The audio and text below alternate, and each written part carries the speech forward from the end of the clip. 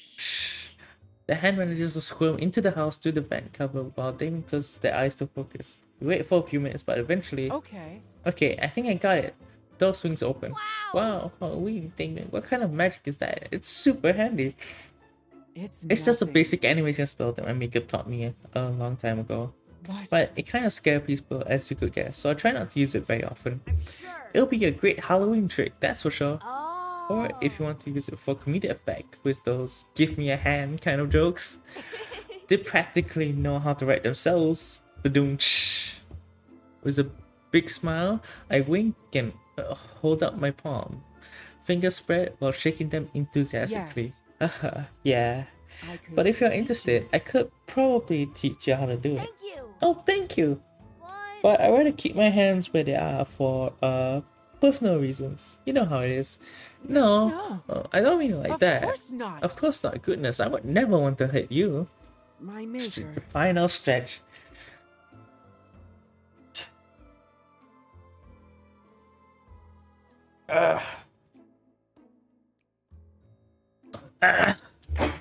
My maker couldn't do it the same way I can either, so he crafted a living variation of the spell called Scuttle.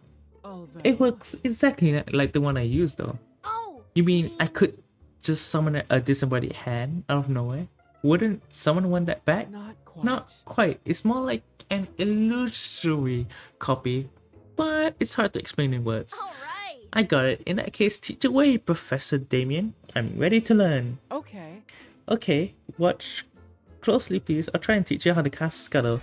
You spell it quiet. All right. Alright, Dedo, repeat after me. Damien starts a spell and their finger curl up.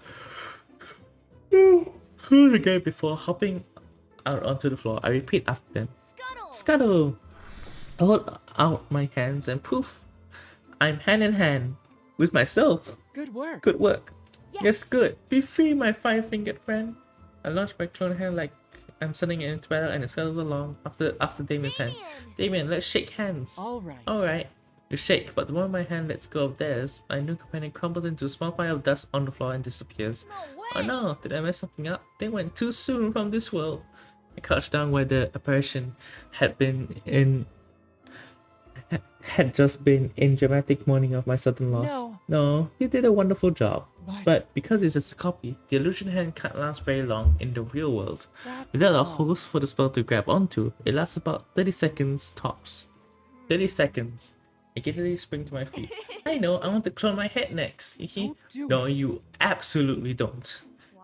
Why not? Think of the possibilities. Just Please please don't. trust me on this. Never ever try to create a copy of your own head. All right. Okay, but what about your No. No. Duh. Aw, you're no fun sometimes. After all. And you missed out on the possibility of an entire witch brigade made up of the best matchmaker in Dreamomia High. Damien watches that from my arms and pouts, signaling my yield to their firm request. They let out a sigh of relief and smile softly at me. I think For the that's sake of best. humanity, I think that's for the best. Da-dee-da. Da di da, got no money. Da da da, got bad grades. Please, oh please, come to my aids. I swoop around the corner just to catch Damien sitting near the stairs. What are they up to today? Phew. We're almost finished. Just one Wow, more. this around me. Damien. Hiya. Ah, Whoa! I open them up and pounce like a baseball catcher, half expecting one of their eyes to pop up in surprise. Thankfully, everything stays put this time. Hello. please don't. Please don't sneak up on me like that. Sorry. I didn't know you were so focused. But what were you doing? I thought I heard a whoop. To imitate the sound, I zip out my arms in a long, exaggerated stance. Oh. Oh, that was... Darren moves aside to reveal a disembodied human leg. A needle and thread moving on its own to stitch up a cut just below the... Wait, hold on. Moving on its own? Wow. Darren, you never told me you could do magic. Oh. Oh, that's... It's just an nothing enchantment that my special. maker taught me. It's nothing special. Oh. Hey, it's still more than I can do. It's a magic No, spell. really, it's nothing special. Just a stitch spell. I could I could teach you to do it too. I mean, if you want, that is. I'd love to.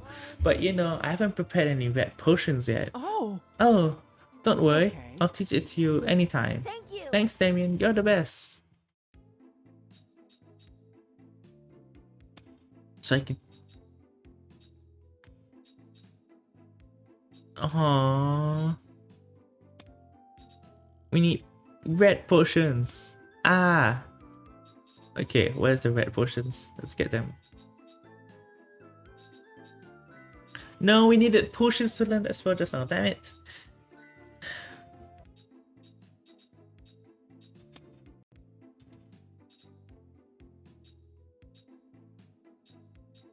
Okay, philosophize. Let's do that. Yeah, let's do that one. Damien! Damien, it's time to teach me, the best people in Doomamere, some magic. I strike a pose and expecting them to come and meet me. Oh, thank you for the look, Feather. Wait, Feather? Did I shout out Feather just now? I didn't. I didn't shout out Feather, right? Hey, I just realized. Hey, people. You guys can follow Feather, you know? Because Feather is amazing. Variety streamer, you know? You guys, just saying you guys could check out Feather, you know? Ooh, Borderlands as well? Damn, I haven't played Borderlands in a while. Very amazing human. Oh, buddy. Person. Easy. amazing peoples. Yes. You guys should go check out. Yeah. I wait, but get no such greeting. Then, rounding the corner of our doorway, I find my roommate staring at a skull. Damien? Hello? Earth to Damien. As I get closer, I notice a couple of papers spread out in front of them on the table, and they're of the school's spookiest subjects. Mathematics. Damien must be so focused to give an answer. That's why they didn't hit me. I guess he was someone as serious as them can be a bit spacey sometimes. 8 by 12 and 12 by 8 are the measurements we think are pretty great. Thank you. Oh yes, thank you. That makes a lot more sense. Huh? That bonehead just talk? Huh? Dado? When did you get home? 5 minutes ago. I did the pose and everything. Well... More importantly, did that skull just talk? Yes. It did. In A his long time, time my ago. maker endowed me with magic to commune with the dead. Oh, that's it. I do that all the time. Though the dead guy I commune with never does my homework for me. These spirits are a little more otherworldly than Zero. But their insight has been wonderful to have for more complex homework questions. Just as Damien finished, I clasp my hand together and hold them to my chest with pleading eyes. Can you teach me? Can you teach me? Please? I should get you some help on my worksheets too. Okay. Thank you for boop. Yes. I don't see why not. It's simple. It's a fairly simple process. You just have to coat the mouth of the skull with frankincense. That's all. Then you need to charge it with magical power using the spell Philosophize. Rats, I don't have any frankincense. I have to run to the store. Maybe I can convince Carmilla to give me a discount. I admit moving to dash out of the place and down the street faster than tumbling jack-o'-lantern, but Damien stops me. No, don't. Please. You can borrow some of mine if you want to give it a try, that is. I'll work hard. Thank you so much. I'll do my best. For the best friend I know. They blush and avert their eyes a little. Yes, well, watch closely please, Dado. I'll try and teach you how to cast Philosophize. Brushing a skull's teeth with herbs is kind of weird, but at least it's easy. Under Damien's instructions, I made the preparations fairly quickly. Alright. Okay, BRB, yes, go. Great, I think I got it. Philosophize. Ahem. Philosophize. Yes. Hey Skull, buddy, I have a potions assignment due tomorrow.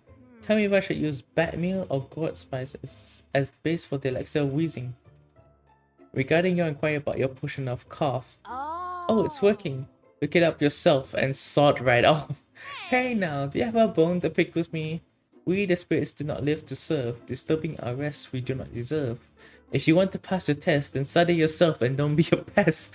That guy sure was rude for someone without a leg to stand on. It's because you've been alone for 10 days doesn't mean you can. Please Don't take it personally. Most spirits are surly in the best of times. Isn't this spell supposed to make them, you know, cooperative? No. This method only allows you to commune with the dead, not command them. Although the soul did have a point, you can't exactly take study aids into your final exams. I guess not, but it was worth a shot.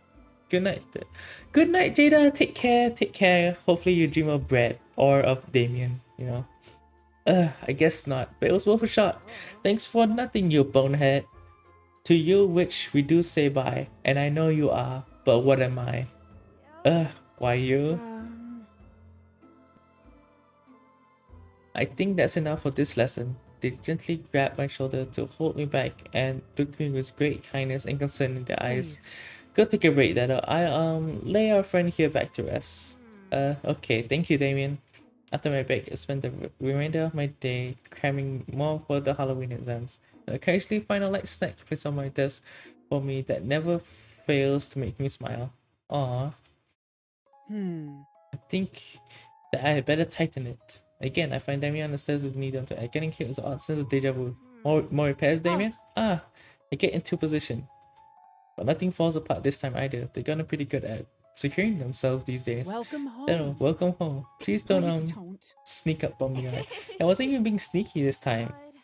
But I have seen this much to do since that Dullahan's guy's head fell off. Do you have a hot date coming up or something? Leaning close with a huge grin on my face. Of course not. Of course not. It's just that the machine's been wearing out lately and I wanted to be prepared. Machine? What machine? Well, They're quiet for a long moment after that. Can't really tell what they're thinking. But before I can decide if it's something I should pry for them to talk about or not, Damon speaks up again. Ditto, can I ask something weird?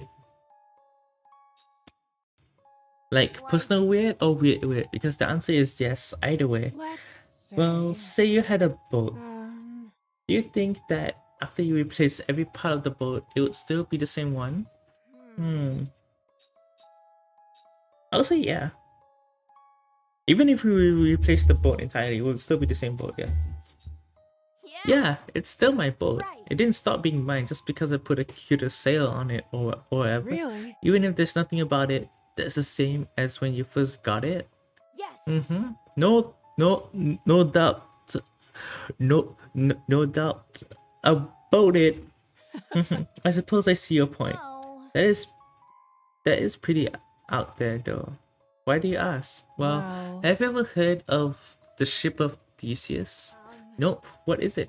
It's an old philosophy question. Let's Say a great say- hero went out on a long journey by boat. So. Over the course of the expedition, the boat became worn and needed to be repaired many times. And if you replace every part of it, is it still the same ship when it comes home? Exactly. That's why I asked. Their words trail off and purse their lips. It's just been on my mind lately, that's all. Damien? You possibly feel like the ship in the story?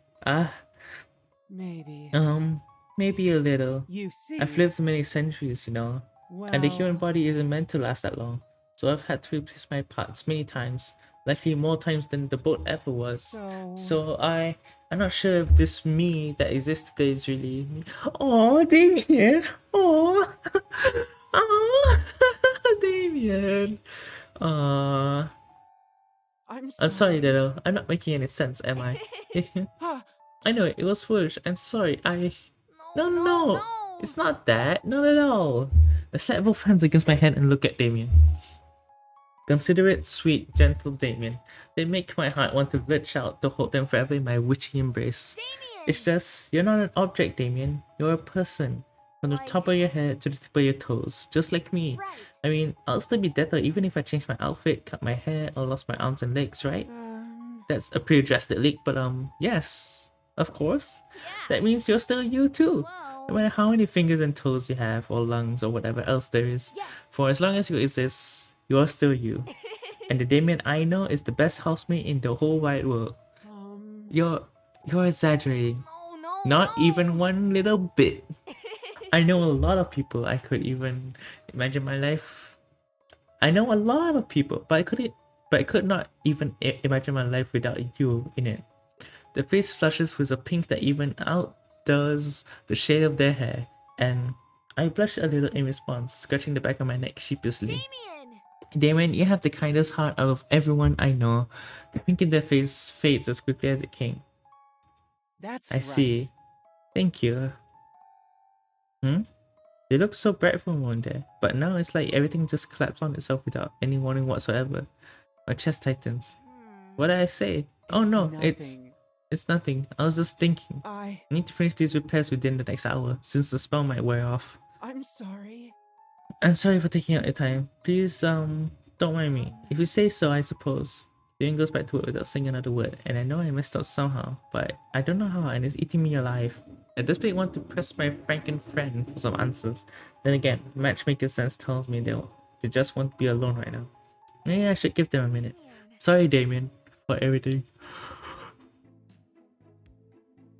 Bum bum bum bum bum bum bum bum. Today I went to work. And I earned a good amount of pocket money. Okay. Mr. always told me to go to the storage and read a specific item for a customer. He gave me a very clear instruction about how to navigate the expensive catacomb-like area, but was I supposed to remember all that? When I found the item I was supposed to get, I caught a glimpse of a pretty dagger just a few shelves away and quickly went to inspect it. I found myself utterly lost afterwards. After slumping to the storage room for what felt like forever, I finally made it back outside. Only to find Mr. West glaring at me from the top of the stairs. Apparently he was about to go searching for me because the customer had left. Sadly, the item wasn't worth the wait anymore. Since I cost him quite a bit of money, Mr. West decided to take it out of my pay. Aww.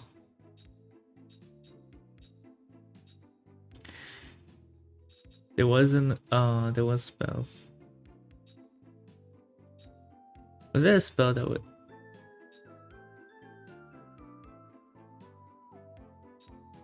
Ultimate. And the advantage of being... Crawl would be...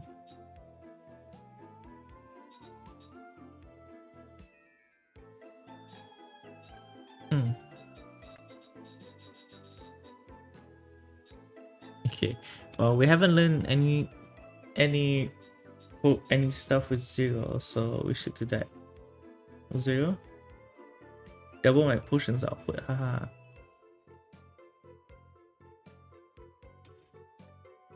Like this.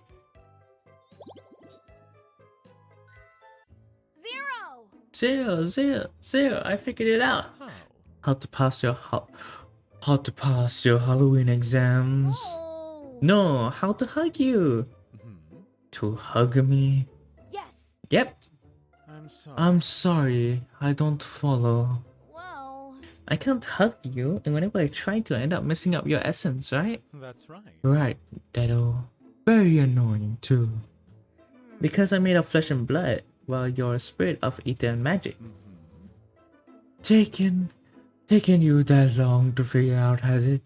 Almost 180 years. But listen to this. Well, I'm all ears, for better or for worse. What if I turn into a spirit of ether and magic too? good. Oh, good heavens, Dedo. The Halloween exams are difficult, but they're not lethal. You won't be facing any obstacles that could actually kill you, you know? No. I don't mean that. I see. Then you've lost me. Can I you mean, teach teach me a me? spell that I can cast to transform the best matchmaker doing me into a poltergeist like you. That's actually not a terrible idea, come to think of it. All right. It could be pretty useful to you for the exams. Yes. Then there is a spell that will let me transform into a spooky spirit version of myself. My choice of words make him roll his eyes before continuing with his explanation. Almost. Insubstantiate will make your form ghost-like. You'll be able to walk through walls, turn invisible, hover in mid-air, just like any poltergeist. All right. That sounds super cool. Teach me the spells, Pay yo. attention. Alright, prepare yourself, Dedo. Wait, alright. Prepare yourself, Dedo. I'm gonna teach you how to cast Insubstantiate. Insubstantiate. Just feel myself growing lighter, fainter. Ghostlier? I can't find my balance. Whoa. Careful. Careful. Zero makes it luxury, but checks himself forward. The more. It's easy to lose your balance in ghost form, because you no longer have the center of gravity. In fact, gravity doesn't even apply to you anymore. Hover, Dedo, hover. It takes a little getting used to, but you get the hang of it. As I did. 0. Hovering. Zero, look, I'm hovering. Huh? You're a surprisingly quick learner. What do you mean, surprisingly? Well. Wait a second, I'm a poltergeist now, aren't I? Yes. For the moment, Insubstantiate gives you a spirit space fall for a fixed span of... Right. That means I can hug you at last. Unfortunately. Unfortunately, not waiting for Zero to finish, I throw my arms around him gleefully. Whoa, You. you can't. No Well, what happened? It felt all cold and dizzy. Now you know. Now you know how I feel when you try to hug me. Why? Why? Because Poltergeists are as incapable of touching each other as living beings are incapable of touching us. that means Touch requires physical contact, and we poltergeists have nothing physical to offer. I see. home now. Oh, now. Don't look. Oh, now. Don't look so crestfallen. Here, come with me. Jill starts drifting upward. His head touches the roof and disappears right to it. Arrow. Zero, Come with me. come along. Drawing in a deep breath, I concentrate on floating upwards. Wow. I'm floating. Mm-hmm. Steady, Dado. Almost. It's easier to pass through barriers for the first time if you close your eyes. Passing through the roof felt weird, like something went into and out of me that was there and not there at the same time. When I opened my eyes again, the starry night spread endlessly above, illuminated by a brilliant crescent moon. Amazing. Amazing! In the past. I love to sit on rooftops and watch the night go by a long, long time ago. Now I can get on rooftops much more easily, but floating is not sitting. And sometimes I... Zero. Zero? Mm-hmm. Do you miss... What? Miss what? Well. You know, having a physical body? Thank you for the look, Kwan. Take care. You want to drink water? Zero tenses up and turns to me scornfully. Huh? Huh? Do I miss stubbing my toe? Do I miss tripping over branches and falling flat on my face? Do I miss having to climb flight after flight of stairs to get to the roof, only to find the door locked and the key hidden away? Huh? And find out stretch as well.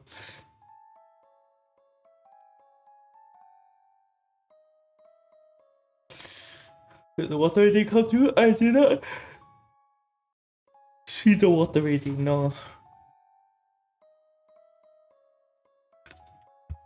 Do you, Zero? Mind your own business. Mind your own business, Dado. Interesting. Okay. Boom, boom, boom, boom, boom, boom, boom, boom, boom, boom. October 31st is Halloween, so I have to learn more spells by then.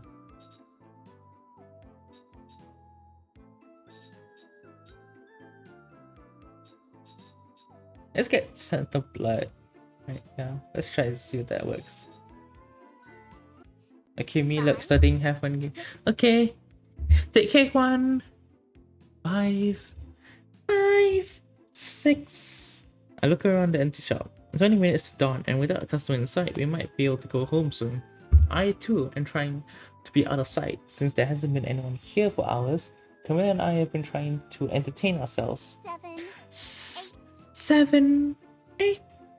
As quietly as I can, I shove myself into one of the empty barrels in a display window, careful to replace the lid. 9, 10. Come on, my dear. You can't possibly hope to hide from me. I press both hands over my mouth to silence the giggles that are bubbling in my chest.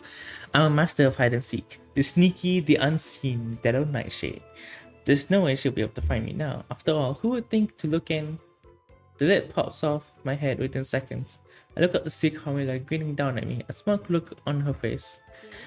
There you are. That makes what? 45 wins for me? And for you? A paltry 0. Crab apples? How? Just how? Are you curious? Oh, are you curious, little witch? She offers a hand to help me, her voice sing-song and teasing. I'm not brushing the dust from my clothes. Vampires can sense the warmth of blood nearby, particularly if we've sampled it before. Mortals call the spell scent of blood. What you're playing seems complicated but fun. Lol. Oh, it's a free game actually. It's a game called Witches X Warlocks. It's a free game, and it's not that complicated honestly. I just need to make potions, use potions to learn spells, and get money. That's all I need to do, and all before Halloween. What? You've been cheating all these games then? No! Not cheating. I just have a natural advantage. Camilla gives me an impish grin. She's definitely cheating. So what else is that kind of magic good for other than hide and seek? Dear. Why, all sorts of things, my dear. It works on recent bloodshed for one. So even when a corpse has gone cold, I can still sense the approximate location and time of death through its residual warmth. I gape at her. Oh, you mean... So you can find murderers and stuff? Mhm. Mm-hmm. I actually helped Herbie get out of a sticky situation with my ability. Mr. West, what happened? Oh, yeah. Oh, you know. Wrong place, wrong time. And so... The guards had him handcuffed and were even ready to take him to jail for a murder in the alley next door. She kindly points to that side of the shop, almost as though discussion where we found a lost animal. I feel a chill run down my spine at the realization I used that alley to get to work. But, you know... Herbie doesn't have a license to obtain stock in that manner, so a conviction would have been devastating. But it turns out it was a particularly nasty competitor trying to frame him. Now... The real culprit's bread was at the scene, so I was able to turn them in before Herbie was tried. Amazing! That's amazing, Carmilla. But how are you so sure it wasn't Mr. West? You know how stingy Herbie is. There's no way he would risk his entire business just for a few parts. If I know anything at all about that man, it's how he cares about this store. I nod slowly, amazed by both her magical talent and her ability to solve what could have been a devastating blow to Mr. West and his business. Wow! Wow, that's wild. Can you Sounds teach like that me? skill could really come in handy. Do you think you could teach me how to do it too? I squat down and plead at her for good measure. Please, please, please. I don't know. It wouldn't make hide and seek very fun anymore. Camilla rolls her head about her shoulder, disinterested in my cries, and I jump up on my arm, outstretched at her and ready to object. No. It's only fun to you because you're winning. Natural. Obviously. Come on! Oh, come on. Whoa. Wouldn't you teach me if I promise not to use it during hide and seek? Plus, next time anyone frames Mr. West, you can sit back and just order me around to investigate. How does that sound? Oh.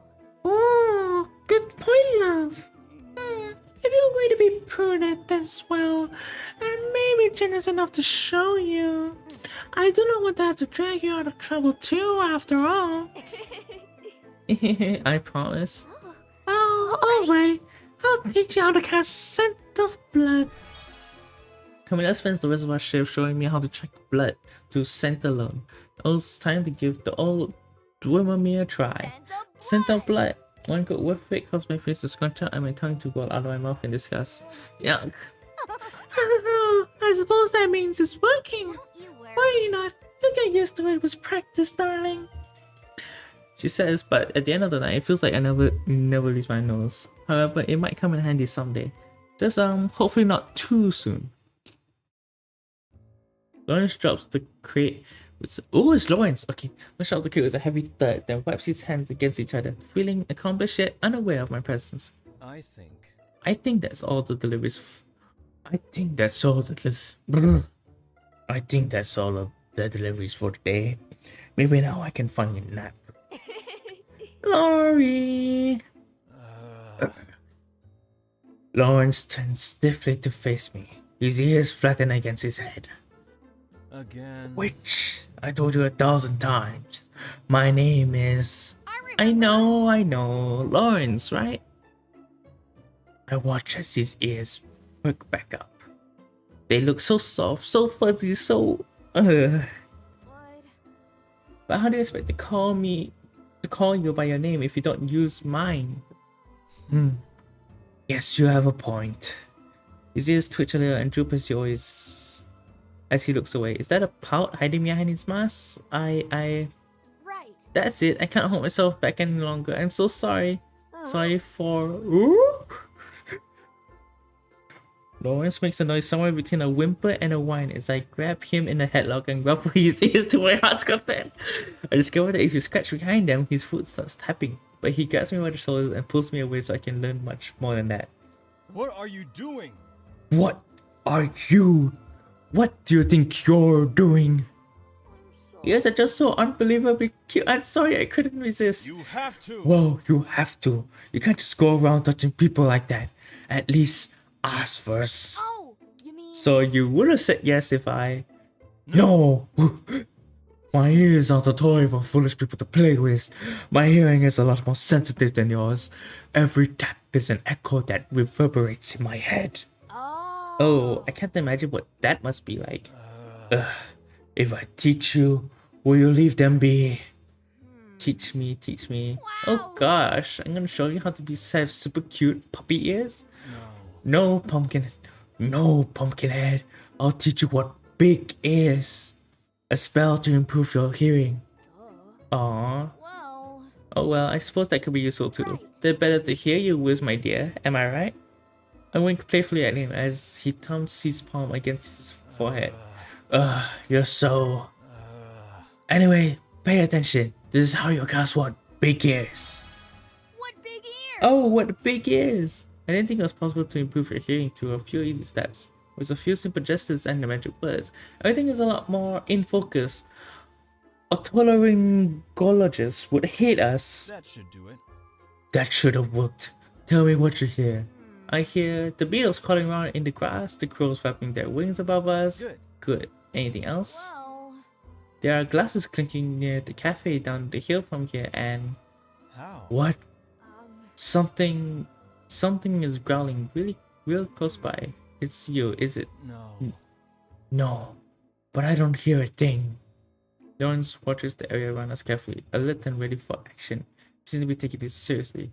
I hear the growl again, and without a doubt, it's definitely coming from Lawrence. well, Are you sure it isn't you? Of course not. Of course it's not. Go back home. The lesson is over. But Lawrence, Watch yourself. it might be unsafe. A witch that can't use many spells won't be able to defend themselves. He folds his arm and nods affirmatively at his own deduction. I'll do it. I'll look into the weird noise by myself. Alright. Lawrence turns to leave. I hear the growling again as he dashes off into the woods. That's when I suddenly realize that was his stomach, wasn't it? Hey Lawrence, wait, it's okay. Maybe I'll bring along a box of treats or a dog bone next time. Aw, it's adorable. Yeah, but yeah, let's make potions. Wait, no, do we want to make... Like, we can buy potions. Let's buy... 1 blue.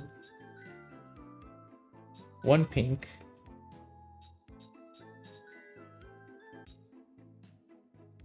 Oh, and 1 yellow as well.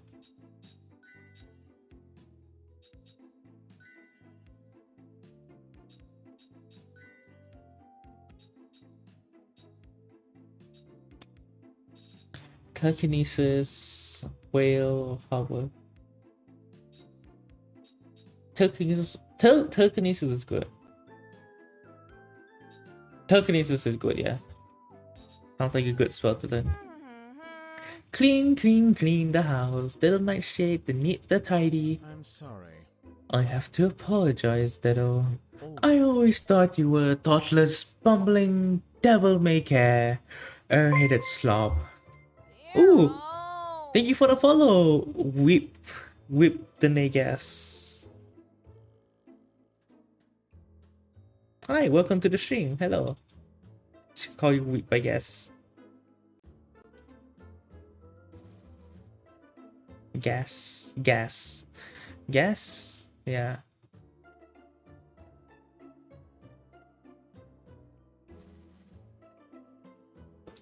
Zero. One objective at a time, please. But it seems like maybe deep down you're actually a responsible person. You praise me some more. Maybe. Very, very deep down. Carefully, I climbed the ladder, a pail of cleaning equipment in my hand. How was Damien injured so bad? They said that they were trying to clean the top of the shelf of this cupboard, but while on the ladder, one of their joints gave out suddenly. Ouch. Ouch. Yeah. I sigh. It's rare for that to happen to Damien. They're not even a klutz, so I'm pretty worried. Oh, now? Deado. Don't worry. I'm sure Damien will come home in tip-top shape after their surgery at the human shop. Right. So am I. And then. And I want to give Damien a big surprise when they get back and find this place all spick and span. Not even a single crumb of newt to be found. Are you sure? I think that's very kind of you. Only, are you sure you'll be fine? What do you mean? May I remind you? You're barely keeping your balance on top of that rickety ladder while holding a mop in hand and a pail of soapy water in another. Well? A series of tasks that would challenge even a trained acrobat. Right. I am. Amazing. Amazingly talented, aren't I? Don't. Accidentally trip and fall too, Deado. You're such a worry wart, Zero. I tiptoe on the utmost rung, straining to reach the corner of the cupboard shelf with my mop. The incomparable. No The accident one could and possibly only. happen to Deado Nightshade, the one, the only. Eek! Cockroach! Cockroach! Careful! Watch out! I flinch away from the creepy crawly and simultaneously lose my balance. Ah! For one dizzy moment, I am in freefall. An unseen force catches me midair. Huh? I'm floating? Buoyed up in midair by an invisible wave, as are my mop and pail on either side of me. Slowly the force ebbs away, setting me and my mop and pail gently on the floor. My brain rattles inside my skull as I recover from the fall. Whoa. What happened? Oh, Thank goodness. thank goodness I caught you in time. You scared me to death. But Zero, you're a poltergeist. Unless you want to turn into one, don't ever do something so... Wait, that's it. I'm an idiot. I should have taught you telekinesis. Now what? That's right.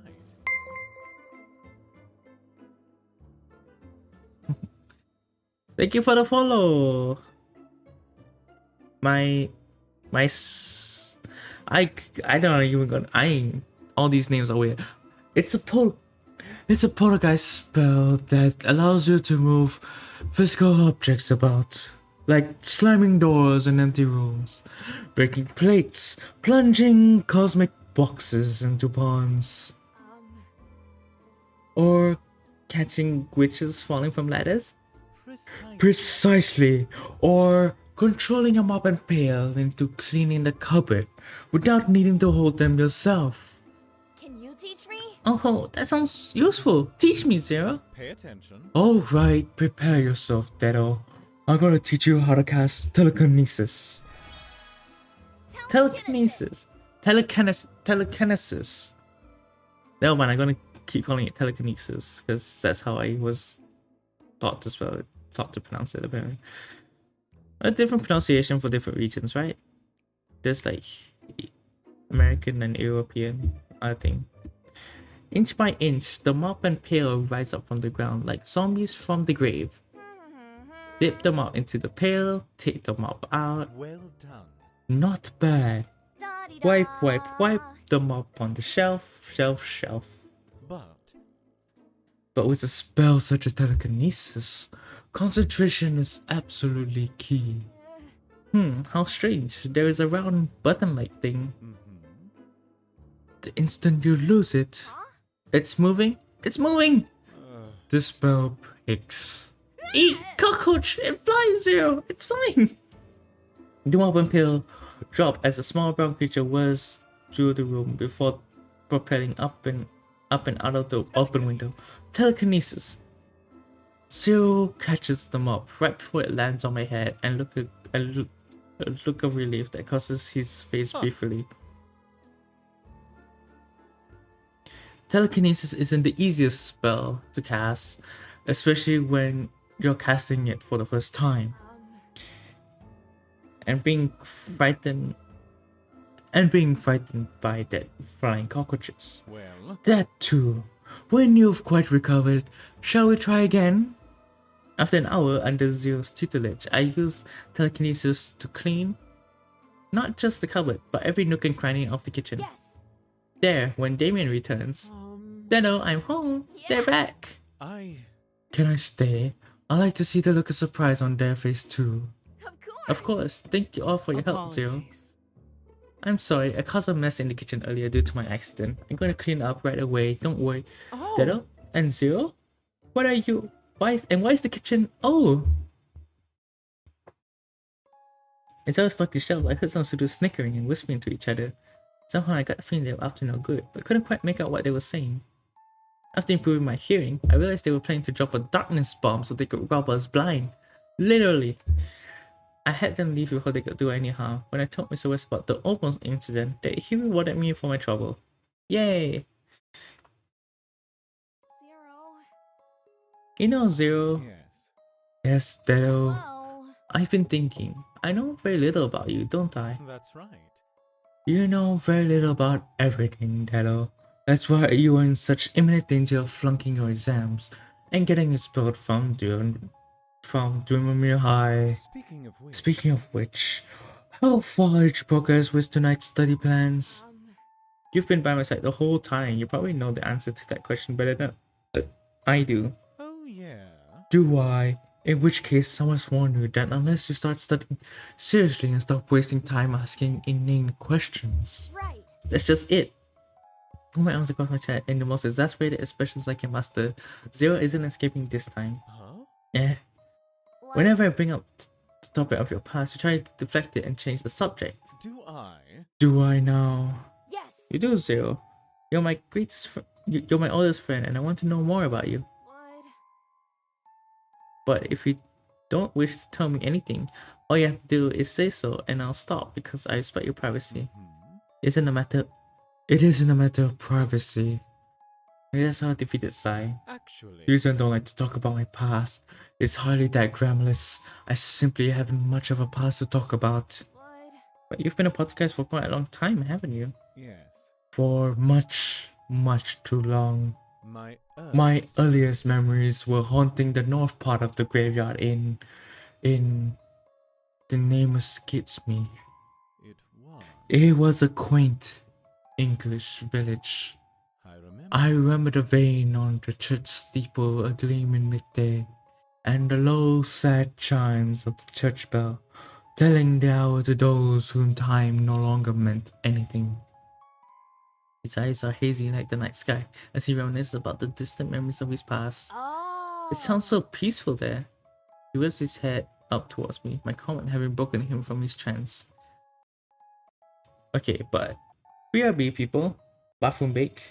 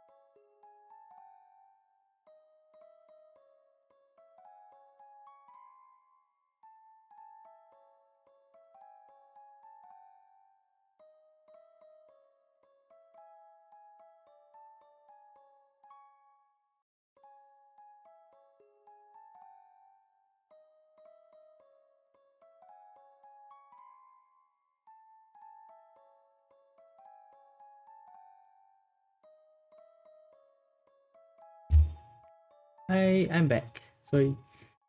Oh boy. Give me a sec.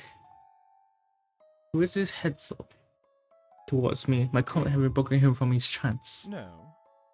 Peaceful. It was so unbearably boring that it drove me out of my mind.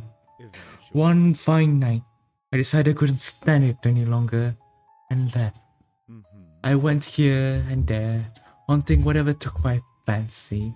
Lonely, windswept roads, crumbling, disused castles, and dark, quaking tarns. Were you fond of those days? Not a bit. Not a bit. In the past. I was light and free, and at a loss, so to speak. I drifted aimlessly wherever the wind blew. One evening, I wound up here, in Halloween Town. Actually. I hadn't planned to stay longer than I did anywhere else, but for one reason after another, I was never able to get around to leaving. Eventually, I just got used to the idea of living here. You save. Anything you miss? Anything you miss? Like, Is there anything you miss from where you were? I mean, from where you came from? I've forgotten. If there is, I've forgotten. I know I once missed my family and friends in the slow, bitter nights when I was alone. Now, I can't remember their names, or their faces, or what their laughter sounds like. I'm so sorry. Don't worry. Don't be. A lot of water has flown under those bridges, and a good thing at that. I gazed into Zero's eyes, which have become low and smoldering, like embers about to die. Instinctively, I reach out to touch him, but check myself at the last moment. Zero observes this with a sad smile. What does that mean? What?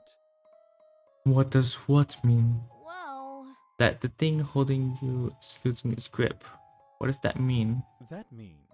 It means my memory is weakening in my old age, which is pardonable, since I have been in Halloween Town long before you were even born. But you, my dear Darrow, are young, and unless your memory starts improving dramatically and with great haste, you will fail your Halloween exams and get expelled from school. yeah. Fine, be that way. I turn to my books in a half, just as I'm about to lift my pen. Zero speaks up. Thank you. Thank you, Darrow. Huh? What for? Never mind. Nothing. Never mind. We spend the rest of the night in companionable silence. Aww, adorable. We shall need to make more blue potions.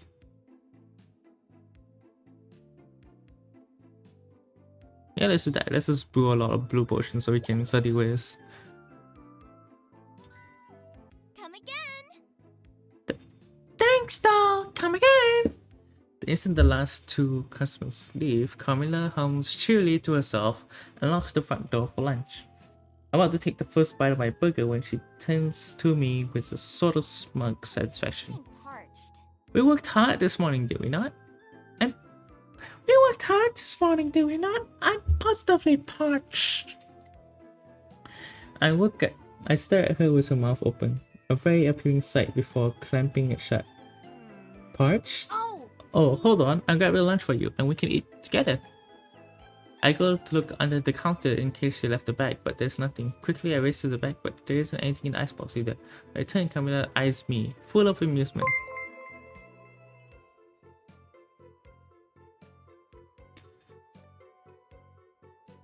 Thank you for the follow, Nine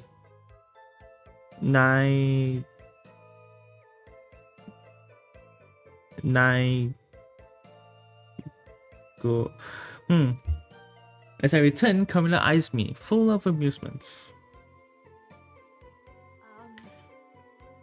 Did you forget your lunch today? Seems so. Whatever shall I do? Whatever shall I do?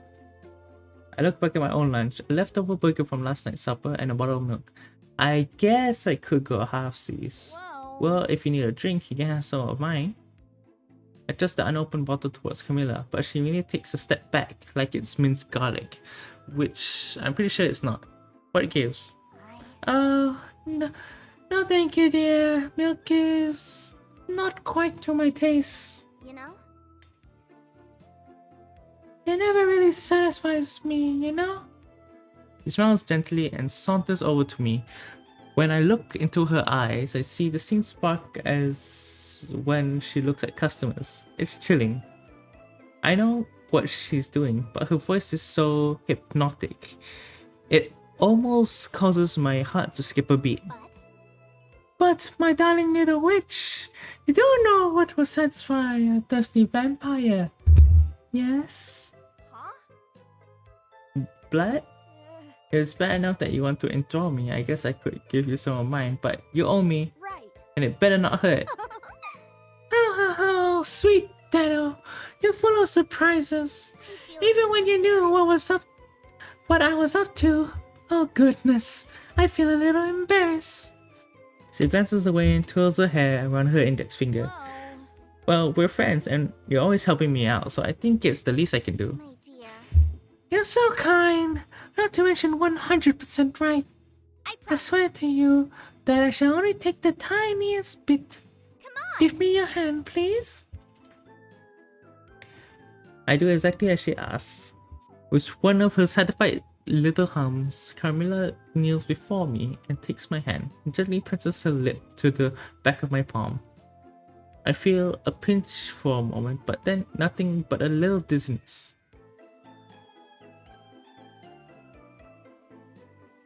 Carmilla lifts her head and licks her lips before removing a handkerchief from her sleeve, which she carefully wraps around my hand. Red, red berry with notes of chocolate and cream. You said you like your sweets, don't you? Huh?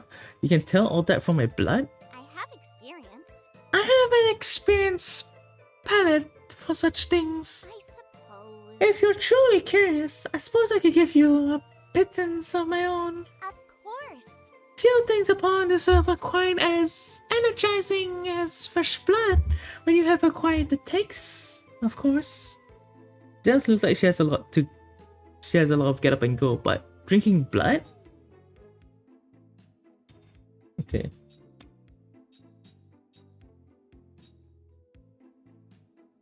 Alright, I am a little tired.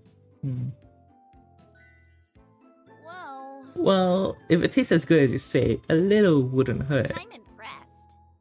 Oh, how adventurous! I'm very impressed.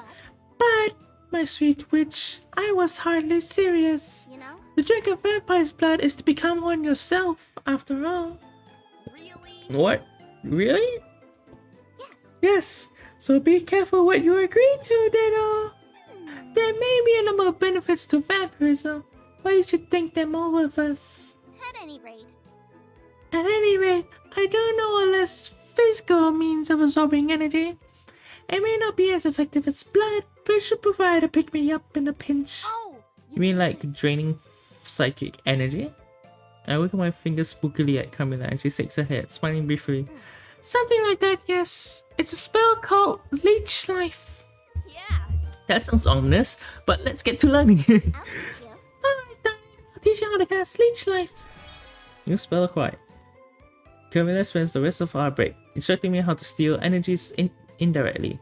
It's a simple process. All you have to do is lock eyes with the target after casting the spell, and you slowly drain their energy. Nice and straightforward. Not even I could mess this up. I haven't had a chance to test it though. After she showed me, Carmilla wouldn't even look at me. The awkward silence stretches between us for what seems like forever. Shortly after our break, a customer finds each other and they're wearing a mean face that spells business. Hey, I want to return this. I blink, then quietly tap the small board next to the counter sheepishly. Whoa. We have a no returns policy on every product in the store. Sorry.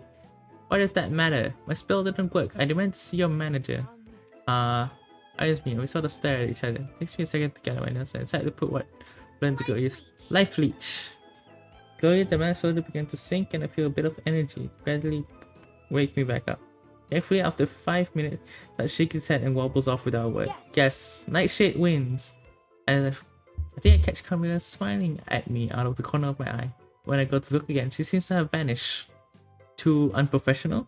Or maybe I should be careful with the spell, as she told me to.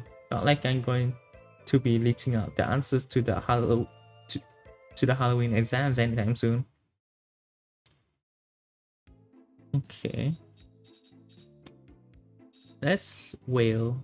Let's do that one, yeah. 0. I've been thinking. Well done. Splendid. Will it become something you intend to do on a regular basis? Right. You've been around Halloween Town for ages, haven't you? Yes. You could say that. Whoa. Remember when we first met that night at San Diego? I was a snotty little kid. Why? Why the past tense, Dedo? And when I saw you glaring and hovering right in front of me, I burst into tears. I wasn't glaring. I clearly remember I apologized repeatedly. I'm okay, I guess. Like at the same time, okay, sad as well. But yes, hi, Lila, hello, welcome back. I wasn't glaring on a cliff. Right. You did. I stopped crying because it looked like I was scaring you even more than you were scaring me. I admit it. Not the most glorious highlight of my career as both the guys, I will admit. Thank you for a hug. A Snickers gets my lips. Whoa. Pretty glorious to look back on though. Anyway, you probably know all kinds of things about Halloween Town. Probably. Like. Such as the generations of students who attended Dumamia High. Yes. A school of long and distinguished history. And then. And the graduation exams they had to take every Halloween. I see. Oh yes, I see what you're after now. Can you teach Teach me? me zero. Teach me a skill that will help me pass all the Halloween exams. Unfortunately. Unfortunately, no such spell exists. That's What's how- happening right now? I've been learning a lot of spells, and also we learn a bit of backstory about each character, I think. Except for Lawrence, we haven't learned backstory of Lawrence yet. Estella does a great job at changing the nature and layout of the exams year by year, and the obstacles she sets are unpredictable, even to me. No way. Alas, alack, oh woe is me. But. However, one test I noticed she's particularly fond of is to devise a monster that will try to obstruct the student. How scary! What is the monster's weakness? It's difficult to say. On some years the monster she used was weak to fire, on others weak to ice. Maybe. Some could only be overcome by magic, others had to be stopped with physical objects. How depressingly unpredictable. In a great show of separation, I throw my hands up in the air and knock back my head. No way. There's no shortcut to passing her. Actually. But come to think of it, none of them are invulnerable to noise. I put back up. Noise? Yeah. I can teach you Wail. A spell that lets you emit a screech so loud it deafens and stuns anything within hearing range. It also temporarily blocks your ears, so you won't become a part of the affected party. Hellhounds, imps, harpies, even dragons. Hit any of them with Wail at full blast, and they all need a minute or 10 to regain their senses. Maybe. I could buy you the breathing room. You need to get away. Right. That sounds useful. Wait, did you say dragons? Don't worry. Oh, don't worry about that. The school made her stop using them on students after too many concerned parents complained. Pay attention. Anyway, prepare yourself, Dedo. I'm gonna teach you how to cast Wail. Ready? Wait. 1 second. Your neighbors Yes. have been warned and are out walking their hellhounds. Damien has taken off their ears. Okay, good. Zero stops his ears with his fingers and scratches his vest. Alright. Now. Eek! Judging by the expression of his pain on Zero's face, Will is even more powerful than I ever imagined. Stop. Enough! Stop! Eh? was just starting to have fun. Stop it. Any louder and your cause nearby windows and mirrors the shatter. Think Not to mention all those vials of potions you have stocked up. Wouldn't want to repurchase all of those for the exams now, would you? No. Was I really that loud? You were. Be sure to use whale carefully and sparingly. Leo folded his arms, looking quite pleased. I love to see the look on Estelle's face when she finds out her precious monsters can all be beaten by someone screaming very, very loudly. You know, Zero, I'm surprised you're on first name basis with Miss Magwitch. She's so forbidding and severe to everyone. because That's because you haven't known her since the first day she arrived at Halloween Town, lost and penniless and running away from a broken heart. Miss Magwitch, broken heart? How? Who? Why? When? don't. I'm not going to gossip with you about your superiors. Practice the spell a couple more times when nobody's nearby, obviously. And then And when the day of reckoning comes, wail and watch Magwitch's monsters flee in terror. Yeah. Damien! Just a moment. Just another moment. What's taking them so long? Damien, do you need some help? My question gets a very obvious answer when Damien appears near the top of the stairs with a very large stack of books in their hands. Look, Tail sleepy. Thank you for the look, Tail. Take care.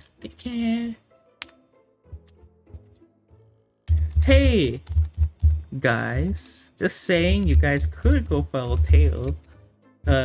Tail, very amazing person, amazing streamer, very funny guy, you know. Or he also does the TikToks, you know. He does the funny TikToks. He does the funny ha-has on the TikToks. You guys should go follow him. Yes. The funny ha-has on the TikToks, yes.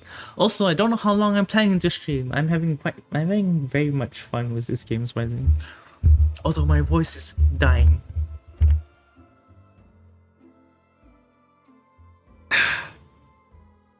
Maybe cold water is not as great.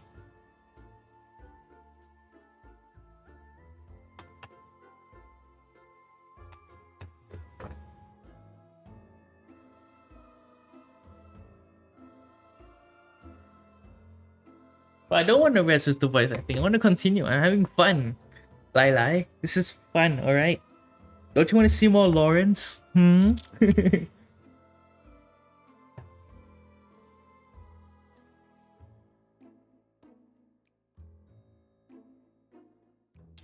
need to go? Yeah, exactly. Haha. Got you there. My question got a very obvious answer when Damien appears near the top of the stairs with a large stack of books in their hands. Can they see over that patrinated mountain? Apologies. Apologies, Diddle. I just want to make sure I had brought. Oh, eek! I rush over as Damien trips over their feet, but it's too late. They go over the banister and tumble down the stairs, landing in a heap of books and limbs on the floor. Damien! Oh, Speak to me! Oh no! I take to the books, but they don't. Damien, are you? No, don't let me get accused of murder. It's okay. It's okay. I'm still alive. Huh? It's a grunt. Damien stands and souls back out and dusts off unseen dirt from the clothes. There wasn't a scratch on them. Huh? I'm I'm sorry, Dad. I didn't mean to make such a mess. Wait. I'll clean it. Wait. Are you Are you alright? feeling alright? You're quite pale. Damien! I cried crocodile tears and tore my arms around their neck to emphasize their horrible crimes against my sanity. They tensed a little at first, but wrapped their arms around me not long after. Don't worry me like that. I almost had to imagine life in the dungeons. Thank you.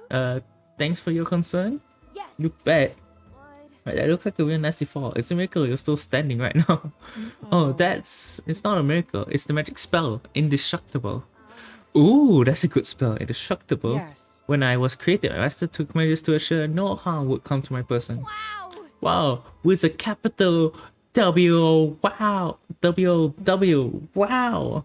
I could. If you're teach interested, you. I could teach you part of it. It'll be perfect for you.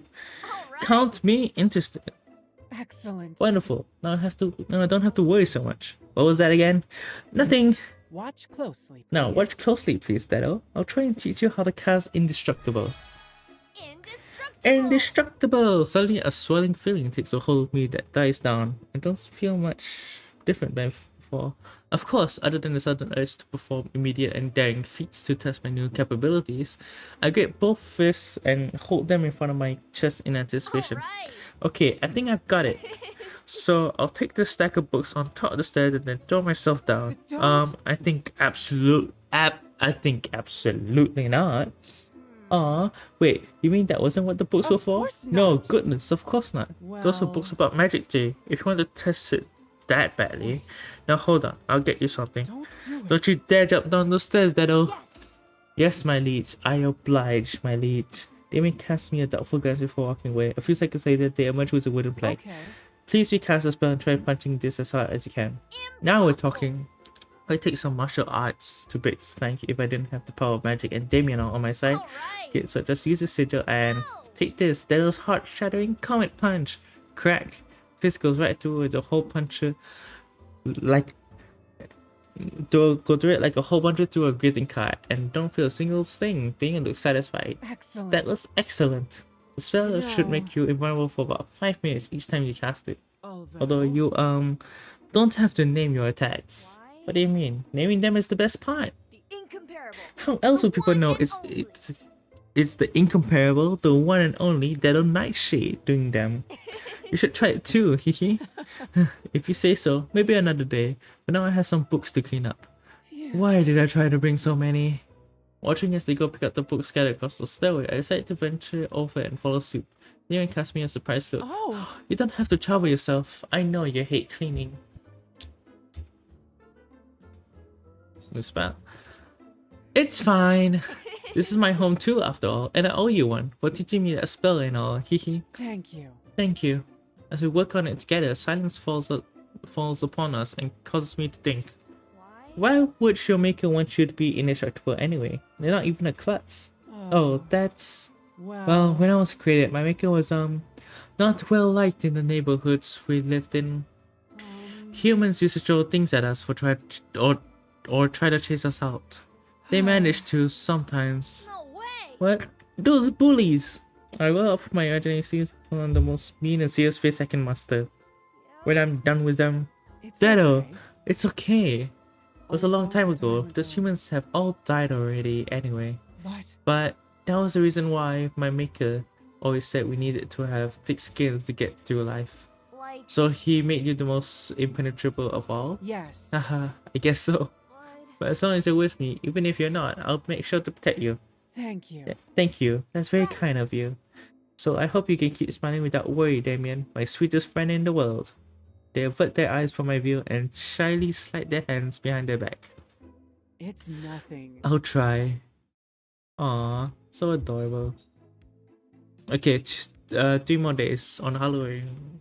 But so I'll need to make potions. Let's make 3 different potions and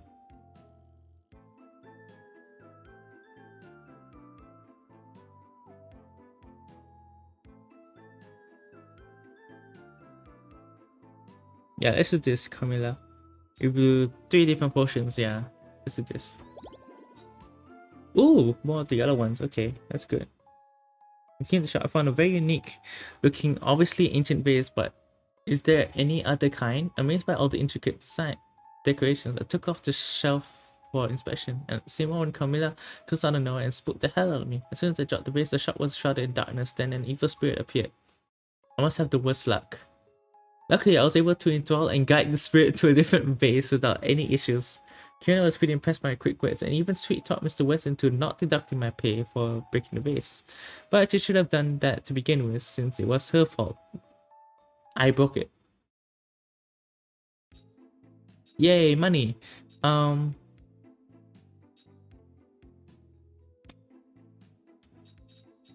Red potions. Let's buy 3 red.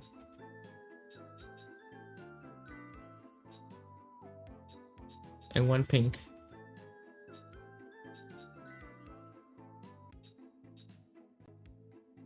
Yeah, I can learn to make darkness chill.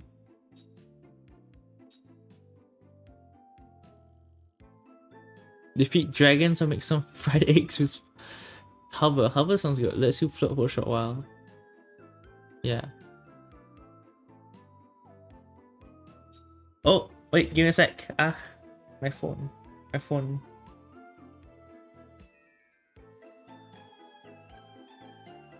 Okay. Which one do I want to learn? I want to learn one from the ghosts. From Zero. Hover, Fireball, Chill. Hover sounds good. A Fireball though. Yeah, let's do Fireball. Learn the spells that'll nightshade the stress, the worried. I've been wondering, Dedo. What?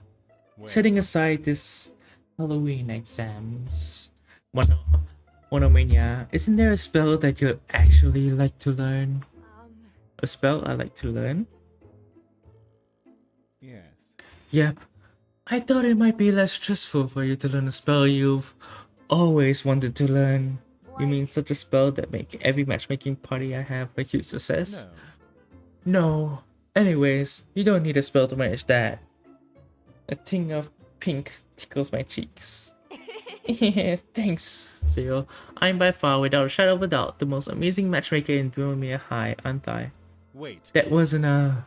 Wait, that sort of was a compliment, wasn't it? It's love, Lo- love, love. Love makes the world go round, round, round. You know. Let me put it this way. Suppose everyone you know has already found happiness in true love, and there isn't anyone left to matchmake with anyone else anymore. Right. I'm trying to get there. You mustn't rush me. Hey! That's not what I mean. Keep calm, Zero. Breathe in, breathe out. Slowly move my arms up and down in alignment with my breathing for Zero to see. His brows twitches slightly at the side. That means. A sec.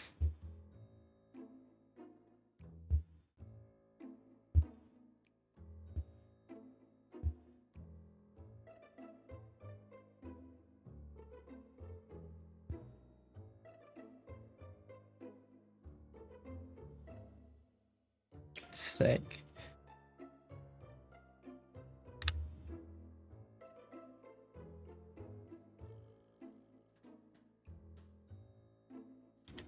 Okay. Stretching water, fine. Time to take a break from painting. Ah. Ah. My bones do be quacking. And water is good, yes. What I wish to say is, given the situation I described just now, wouldn't there be a spell you'd be interested in learning? Like, When I was little, do you remember the fantasy stories we would read together? Hmm. I do. I also recall you were a lot less insufferable back then. yes. I love the tales of the powerful mages who could call lightning down from the sky, cleave mountains apart, and hurl fiery infernos. Yeah. I used to daydream about how cool it would be if I were a mage like that, battling the forces of evil with awesome spells. Yes. Summoning lightning and cleaving mountains are a little advanced at this stage. But how would you like to learn? But would you like to learn how to throw fireballs? Oh. You mean I can? Yes. I do. And it's one of the most basic spells there is. Even a canonically truant witch like you should be able to get the hang of it in no time.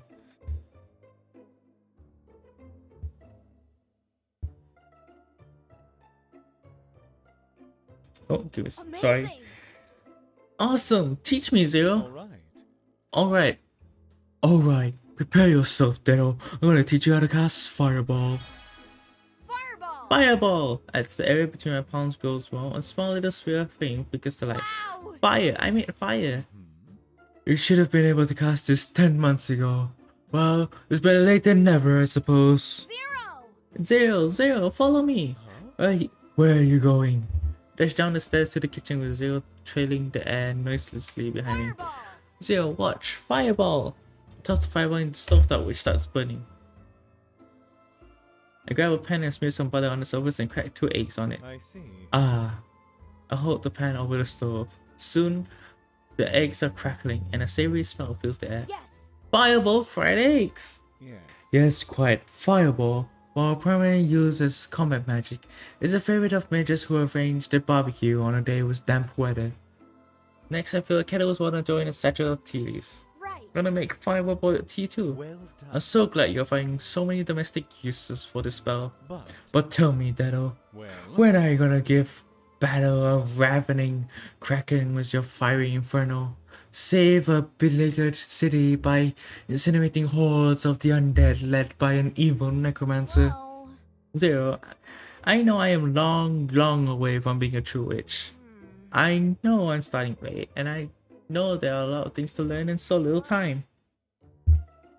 But I'm trying my best in my own way, and I know how lucky I am to have you here, helping me push through this, Zero. please? Will you continue lending me your support like you have through all this time? He stares deeply into my bosom before nodding gently and nearly hiding what is the softest smile I have ever seen from him. eventually. Yes. Yes, I will. Aw, it's so sweet. Boom, boom, boom, boom, boom, boom, boom, boom, boom, boom, boom, boom, boom, boom, boom. Boom, boom, boom, boom, boom, boom, boom, boom, boom, boom, boom, boom, boom, boom, boom, boom, boom. Boom. Boom, boom, boom, boom, boom, boom, boom, boom, boom, boom, boom, boom. Let's buy more potions. Let's buy blue potions. One blue potion and one pink potion as well.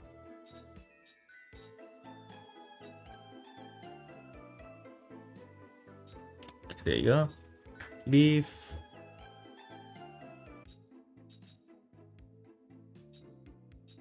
Learn spells. Crawl. Darkness. Climb up at nearly any surface. Click a survey complete darkness. Which one do I want to learn?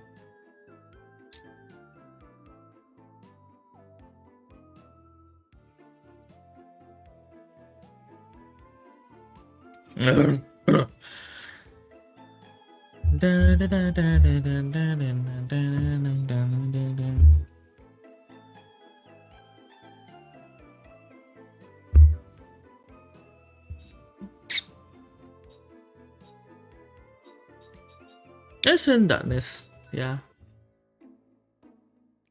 I have a new da-di-da routine. On each day I work, I meet Camilla at the door. It's grown into a habit for us to meet outside before our shift and go in together, whenever I'm on time, of course. Our short stride through the entryway is easily becoming one of my favorite parts of the day, but... Evil! Evil! There's a wicked beast in our town! Eek! I jump back, spooked by the sudden noise. A screaming figure lingers in front of the shop, shouting his lungs out. A pretender among pretenders. We must burn her, stake her before she slays any more innocents. Sir, are you, okay? Be warned, young one. You are gallivanting with death herself. I already sense her taint upon you. Begone, troll of vampire. In hindsight, I should probably know better than to talk to strangers. But there's something familiar about this particular weirdo, and he's blocking the door. Oh, he's advancing towards me with a crossbow barely concealed under his cloak. Come on! Oh, come on, please don't murder me. I haven't even had my 1 millionth match yet. There's no sanctum for people like you. Do not hide from my cleansing judgment. I stumble back a few steps when I realized it isn't me that he's looking at, but Carmilla? Embarrassing, here I thought I was a demon. Like, when do you think someone's waving at you and... Hold on, wait, he's after Camilla. Help, I should call for help, I should... Eek, his hand is on the trigger, he's gonna make ghastly kebabs of us. So please, can I talk about, But just as he shoots, Camilla yanks me back. I'm about to scream, but I feel a finger over my lips, a warm breath near my ear. Say nothing. I nod, watching the wasted shot roll along the floor. My savior, Death herself, waves a hand, then a thick patch of darkness soars forth and hides us within. I intently listen to how the man's heavy footsteps echo through the alleyway near and far. You can run demons, but you can never escape.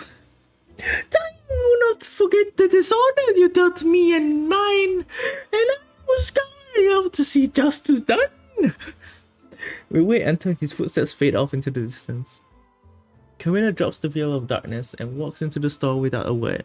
I stumble in after her, struggling to grasp what I just witnessed. Well, Camilla, no. I do not want to talk about it. Hey! I do. You almost died. Like, And he was like straight up hunting you. Who was that guy? Camilla sighs again, and this time she doesn't brush me off. He is the Baron, or the Mad Baron, as he's better known. We have, as some would call it, a history together. Thank you for the boop, Lai. He was yelling a lot of mean stuff. yes. Yes, well, it's his ancestors' fault. Now, A long time ago, the Mad Baron's ancestors struck a deal with me. Anyway. It was simple. I never harm his direct descendants, no matter how annoying they are, and in exchange, his family would cover up any accidents that might occur. She clicks her tongue in annoyance and shakes her head. If I had known how frustrating they would be to deal with, however, I would have never made that deal. Accidents? yes. I was young once and wasn't always as careful with blood as I am now. And the Baron's family, well, if I did not take them, surely pestilence or a failed harvest would have. She looks away, mumbling in bitterness. Was that a dusk I hear? He's mostly upset because his house has fallen. Being terrible at your job can do that to you. But, you know, I mean, how is it my fault that his ancestors didn't do their cleanings properly? Even though Carmilla is pouting, I can sense a bit of guilt. Do you think he'll come back? Yes. Unfortunately for me, he is as stubborn as he is imbecilic. I have no idea. I don't exactly know how he figured out I work here, but now he knows we're affiliated. And In so, fact, he may even try interrogating you. What a butter. really? Really? Yes. Yes, he's not evil per se, so he should be pretty harmless to anyone who isn't me. Of course, he's still, well, you know, like that. I'm sorry. Goodness, I am incredibly sorry for getting you mixed up in all this, Whoa. It's okay, now that I know he's not really as scary as he was earlier. Oh. Oh, I have an idea. To make it up for you, I'll go over the darkness spell I used earlier with you. It allows you to cloak yourself in shadow. You may evade him like that. Yes. Yes, I want you to stop, drop, and roll into the void away from that creep any day. I give her 2 thumbs up as approval and she smiles at my I'll antics. teach you. Alright then, I'll teach you how to cast darkness. Camilla shows me the method. I thought she was just waving her hand, but the movement is really particular. When preparing the spell, I feel kind of like a ninja, or even spookier, a mime. All right. Oh, Camilla. Wonderful. Watch. Darkness. I practice forming small veils of darkness around the shop, each one growing a little larger the more I concentrate on it. It's small, but it'll do the job. Well done, darling. Yes. I'll get better. After I need to all. repel that guy in case he ever needs to come back for you, right? Oh, the chances of that are quite low. But, You see, the neighborhood watch is quite exemplary at keeping his sword out.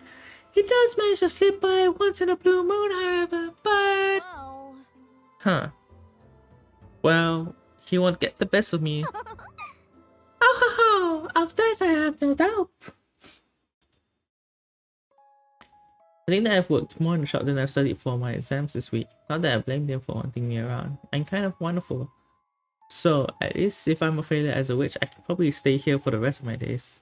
Especially with the best saleswoman as distracted as she's been lately. Camilla, I don't think the display of a 2-for-1 deal on hand is gonna crawl off anytime soon. You can maybe stop securing it. Camilla's shoulders shoot up and she stares at her hands for a long moment. When it sinks in, however, she takes a step back and her cheeks are surprisingly pink. I suppose. Well, I suppose they are no longer alive, no? This is easily the saddest and least subtle thing I've ever watched. Something's up. And recently appointed best detective in Jumamiya High is on the case. Are you okay, Camilla? You seem pretty un-Camilla-y today. Perish the thought. Perish the thought! I'm perfectly fine, my sweet. Now, Though, now that I think about it, I do have the need for your expertise. well, Nothing magic related, given my current predicament, I hope. no. No, darling. Love.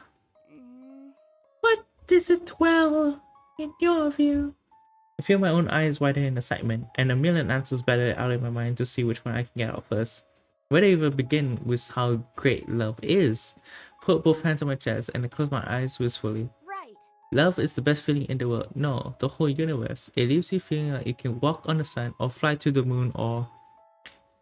The most painful thing imaginable. My eyes pop open. Whoa. Well, love can be that too, but notice the way the crease in Camilla's brow deepens. It's the same as the day she snatched the old sketch from my hand. Should I? Yeah, I think I will. I think about the girl from the picture. Camilla hesitates and gives me a reluctant nod. Tonight. Tonight is the anniversary of when she first darkened my doorstep. Camilla gently touches one of my hands on display, a sorrowful expression on her face. She looks past me, past everything in the shop, and I wonder what memory is herself beside her. I lean on the counter, slowly feeling that heavy sensation in my chest. It's one thing to see your matches work out and love blossom, but it's a whole other experience to witness heartbreak. Will you tell me about her? At first I don't think she'll answer, but then Camilla takes a deep, shuddering breath. She was only supposed to be my prey.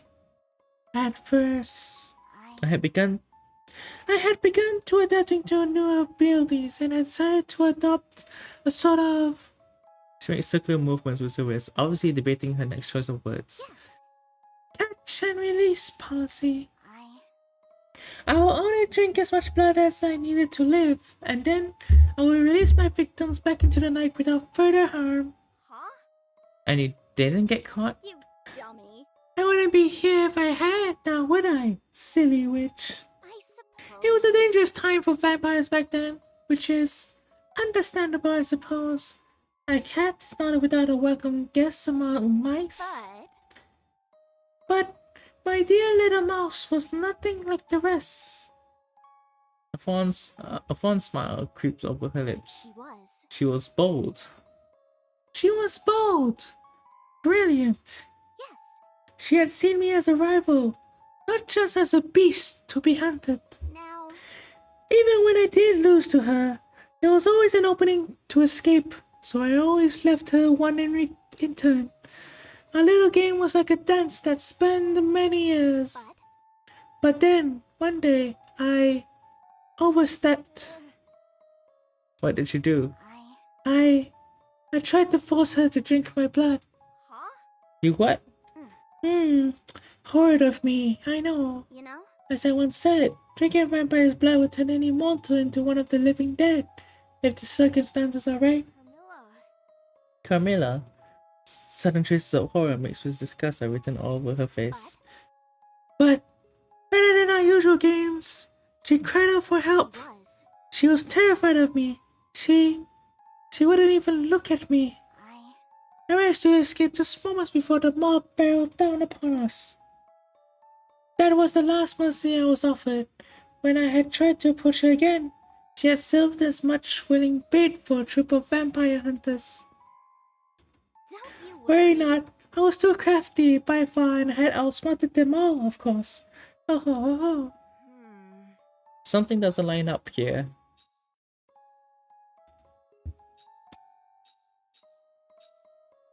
Why did she do that? Why? If you know she didn't want to drink your blood, why did you want to force her? I did not know then what I know now.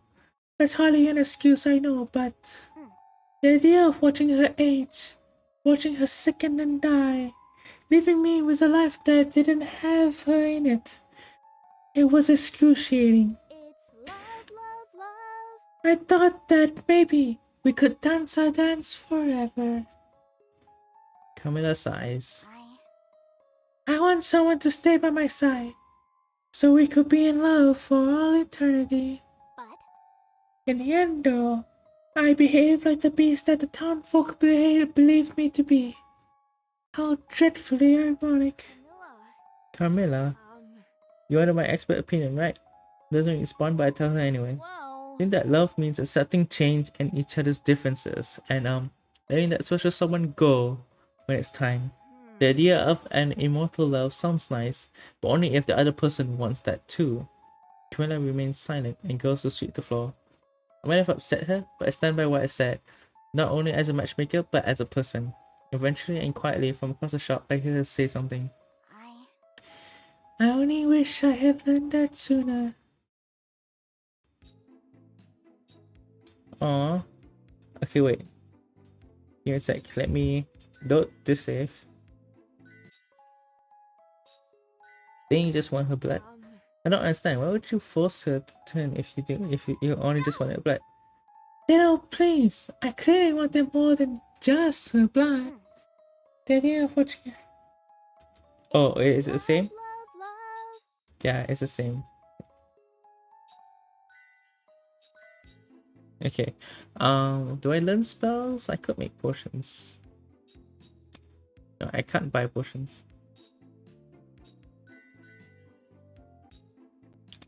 Learn spells. I could learn the last one of Camilla. Yeah, let's do that. it's love, love, love. It's love, love, love that makes the world go round, round, round. I finished my classes early today and didn't have anything else to do except maybe study, so I thought I would head to work a little early. By the time I reached the shop, Camilla is already approaching the front door. Carmilla! Hey, Carmilla! Oh, you showed up on time, little witch? That's a first. She boots me on the nose and smiles, fangs exposed. Hey! What? Hey, I'm always on time. My time. Oh, I suppose I can't exactly argue with that. But there's no point in us speaking out in the cold. Let me just... Sorry, hey there, hold on! Huh? Huh? Was that German? I forgot the key at home. Cupping her hands around her mouth, Camilla calls up the second story window. Herbie! Hurry, darling! Dad and I have arrived! Let us in! Wait a few seconds for a response, but nothing happened. Is he even here today? No. No, I guess not. Ah! It's troublesome, but I suppose I have no choice. She sighs heavily and presses her fingertips against the brick wall. Then, with momentum, Camilla launches herself upwards. Whoa! With such simple movement, it's really efficient. If she wasn't touching the wall, I think she was flying. Within seconds, she's at the second story window. Pushing against the windowsill, she taps against it, then unlocks the window and heads in. After a few minutes, the front door swings open. Nothing I can't handle with ease, though it's only been a while since I last exerted myself. I gaze in awe at Spider Carmilla. Wow! What? How? I can't even... What was that? Right. You just grab the wall and then zoom! I just stood wildly, motioning my hands like a rocket ship taking off. Camilla chuckles. Ah, that old trick! I'm rather fond of it. I learned it a while back in. Oh, the 14th century? Or perhaps it was the 15th. Camilla presses her finger to her lips in thought and then quickly waves the issue away. Nevertheless, it is quite easy.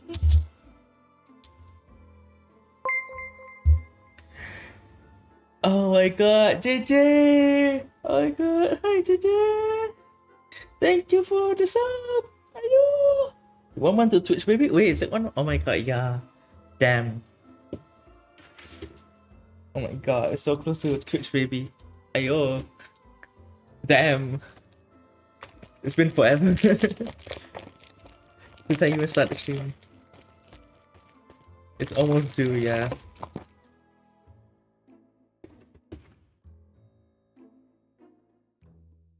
You simply channel your magic to your fingertips and you'll scroll. In fact, I may be so inclined to show you how. Please? Really? Please, Spider Carmilla. Only someone as talented as you could teach me this spell. Oh my god. Thank you so much, Jay. Sub, ayo. So many. So long.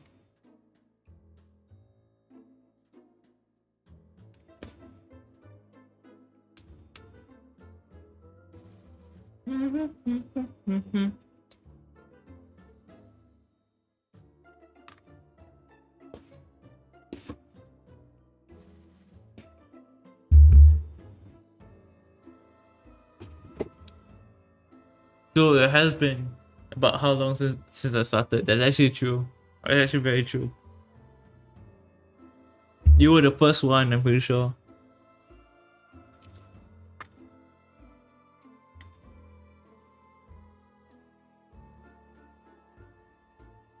Really? Please, Spider. Wait, please, Spider Camilla. Only so much. Oh, yeah. Yes, OG. Yes, true. JJ is OG. Yeah. I look at her with big, round, begging eyes and a pout for good measure. Oh, Alright, my sweet. I'll teach you how to cast Crawl. You spell it quiet. Take my fingers with daunting hands and positioning them against the wall. Rilla then instructs me to use the method of blasting off. Or at least she tries to. Crawl. Crawl. Wonderful. Great, now go. Not sure I can, Camilla. My fingers there. They What? kinda sorta stuck to the wall. Come on. Hanging there. Whoa. Well, it's more like I'm hanging there, but Don't you worry. you're not gonna get a little clinginess stand in your way, are you? Now, Don't get discouraged. It's only your first try. Keep going. Camilla, I really think I'm stuck, like stuck. my dear. Oh dear. Perhaps you're pulling too hard? Wait. Think of it like a magnet. You need to. Oh no! What? I tried following her suggestions, but loosen my grip too much and fall backwards. In a panic, I squeeze my eyes shut. Is this the end for Dead of Night's shade? Am I done for? There's so many couples I haven't matched yet, and so many sweets I haven't tried, and Huh? I'm fine. But it does feel like I want to go on. I look out and see a pair of violet eyes. Is Camilla carrying me? Wonderful. Ah, excellent. I was just in time. But that smile. Don't tell me you plan to do that just now so you can end up in my embrace. Oh no, I- no. No, of course not. I'm just relieved. Is that so? What a troublesome little witch. Now, Alas, I think that is enough practice for now. Still have to set up the shop. right. I gotta admit, this is definitely useful. I can't count how many times I've forgotten my keys at home. I just need to master it like I've mastered matchmaking. Hihi. Camilla, this would be a pretty neat trick for burglary, huh? I wiggle my eyebrows suggestively. Camilla half as she walks inside, still carrying me in her arms. Don't. Oh, what are you implying? I would never steal. Strange, you need to be stealing me right now. That's simply because a certain mischievous little witch may run off to try again if I let them go. Whoa. So, Camilla? Mm-hmm. You only use the spell when you forget your keys. Camilla hesitates for a second, and her fangs slightly pressed against her bottom lip. As we enter the shop, she gently sets me down on a nearby chair. Dear. Ah, sweet things. The spell's original purpose was secret liaisons with an individual I was, shall we say, very fond of. Others did not approve of us, but we were able to enjoy each other's company in secret. It's love. Ooh, a secret rendezvous with just the two of you? How romantic. I suppose. Yes, I suppose it was. Your smile is touched by a hint of melancholy when she turns away to start working, but then she's distracted. No, bad little. I can always sneak out to practice climbing on my break, Kiki. Some days we don't have a single customers, but on others, well, this happens. Bombarded by questions from all sides, I tried ringing up a customer who kept nagging because he was in a hurry. I finally told him the total. He suddenly asked me to get a portion from a shelf on the other side of the shop.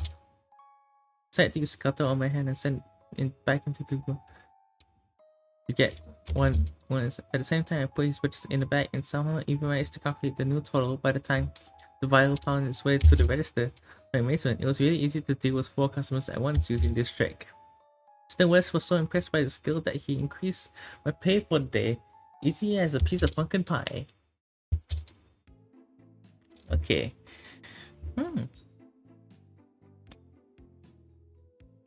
Let's buy the pink potions. Let's buy 3.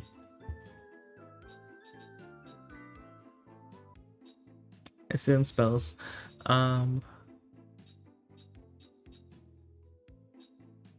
Hover. Yeah, let's do that one. 0. Look at the geese. Off they go for winter vacation. Above us, a flock of wild geese are winging southward. The pattern of their flight moves light and graceful against the deepening twilight. You know, I sometimes wonder what it would be like to be a bird flying south, crossing roaring dark seas and never-ending desert dunes. Yes. The ruins of forgotten cities and new towns bursting to life. And to orchids and caravan trails with little sparkling oases and over the high lonely veldt in bloom. Zero and I are silent for a moment as we contemplate how beautiful the bird's annual pilgrimages must be. Unfortunately. Sadly, I do not know any spell that lets you turn into a wild goose, but Well, do you want to know how it feels to be airborne? Can you teach You me? can teach me a spell to fly? Literally? no. Almost. I can teach you a spell that allows you to hover. You want to grow wings or dance in the sky or feel the shouting wind sweep against your face. But hover will allow you to slip the steady bounds of Earth for a time. 0. Teach me hover. Alright. Alright, prepare yourself, Deno. I'm gonna teach you how to cast hover. Hover. Some dull and heavy force which hasn't realized was dragging me down all this time begins to fray.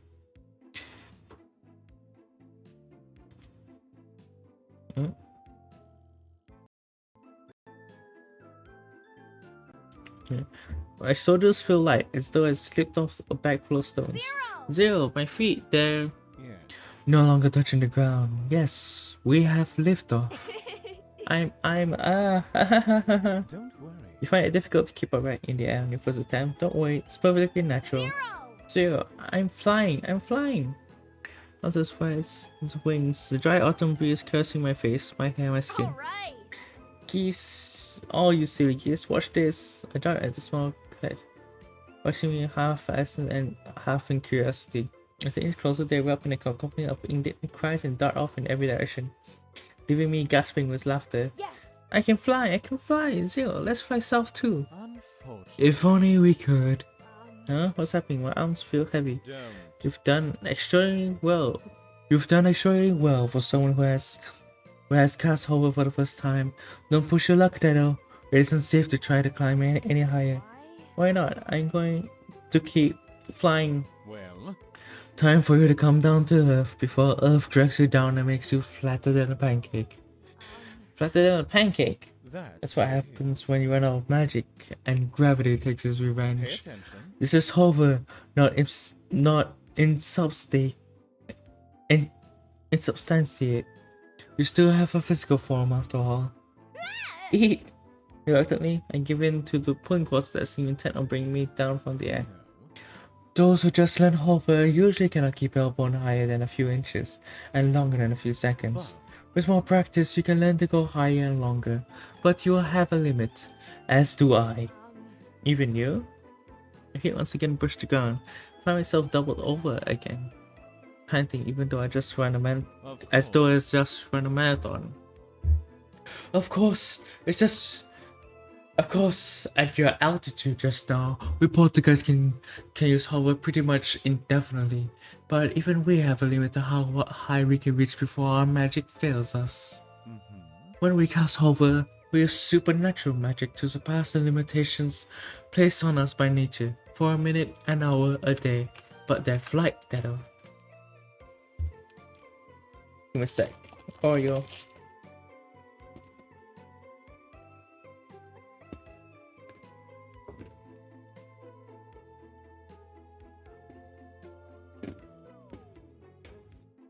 Mm-hmm. Mm-hmm. Oreo good. Mm.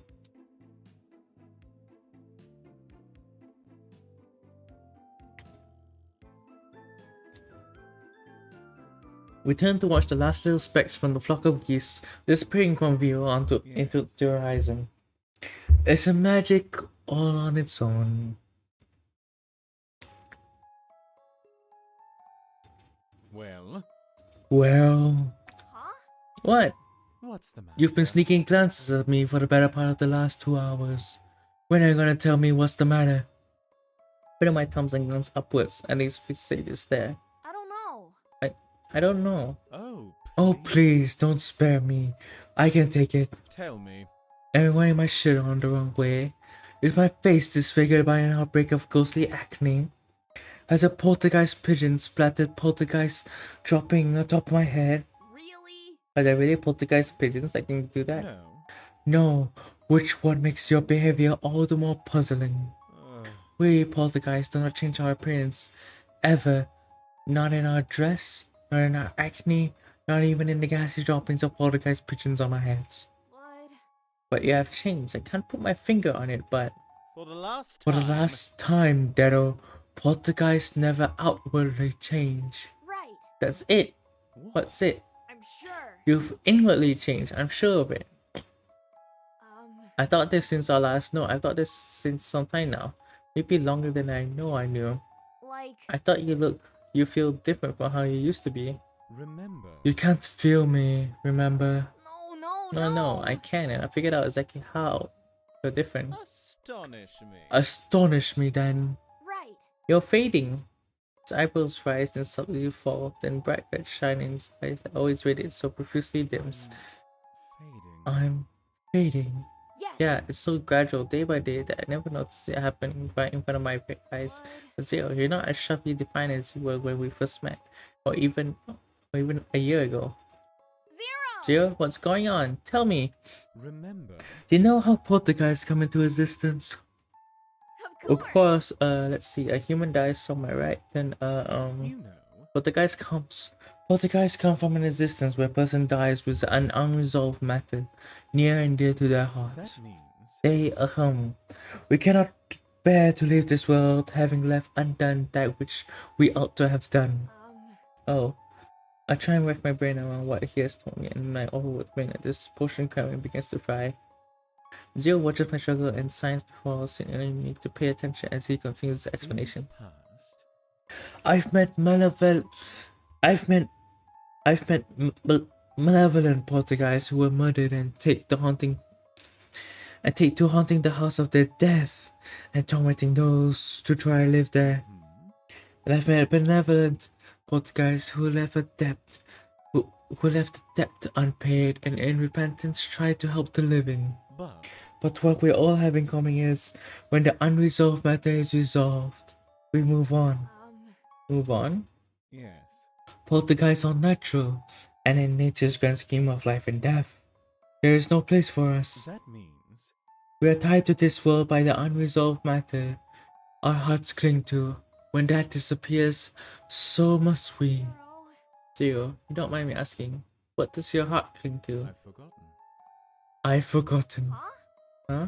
That's right. Some poltergeists resolve their problems dramatically, like hunting down their murderer or helping the child of a friend they once let down. But for most of us, the resolution comes in due time as time heals all wounds. Essentially, we're not forgetting that which bound us here. I'm surprised they kept me around for so long. I suppose I must be forgetting everything at last. Zero. A wave of emotion rushes to my face, and it's taking every ounce of control to not fling myself at him, a childhood friend, upon learning the truth. Now. You're not about to cry, are you? No, of course not. I'm the one and only Dead on Nightshade. Da-di-da. That's good. I've always hated to see you cry, Dedo. Aww.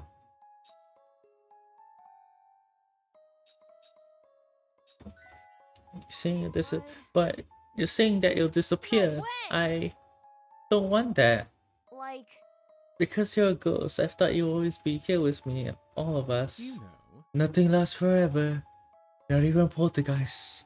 All things must come to an end. Is there anything I can do to stop you from disappearing? Anything at all? Yeah, because Zero's a ghost, right? Eventually, ghosts will disappear. I don't think so. Unless you can make me remember the reason why I had to become the poltergeist in the first place. But that's impossible. Realistically speaking. No one knows why my birth name. No one knows my birth name, or who I was, or when I died. Nothing remains of all that, except maybe a faint ache in my chest. And even that is fading. As Zero speaks of a faint ache in his chest, I can feel a strong one growing within mine. Zero. Zero. Do you want to move on? If you do, I'm glad for that. That you're forgetting. But if not, Well. do you want to remain here, together with me, just for a while, a lot longer? Zero is quiet for a moment. Then without a word, he leans in close to me and kisses the top of my head. I can't feel his touch. It's only a chilling sensation that causes my skin to tingle. Makes tears fall in my eye. I blink to force them down. There are no words spoken for the rest of our evening. Held in each other's company, but I've never felt more hurt. Aww. Zero. One more spell with Zero.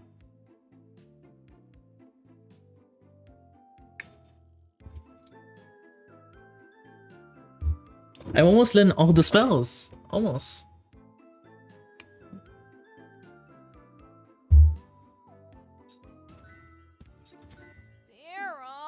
Zero. I'm melting. You suddenly look like you are. Help me. Save me, Zero. Save me before I dissolve into an icky puddle of sweat.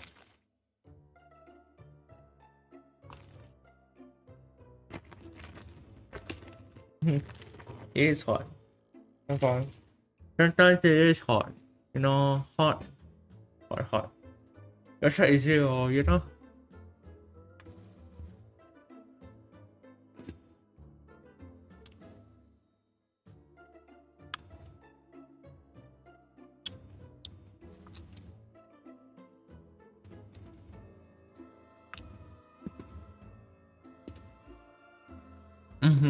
Oil and good.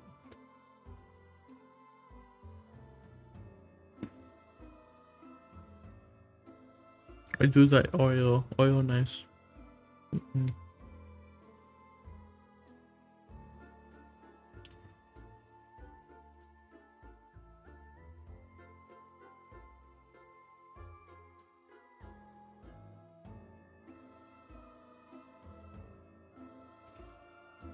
Save me, Zero. Save me before I dissolve into an icky puddle of sweat.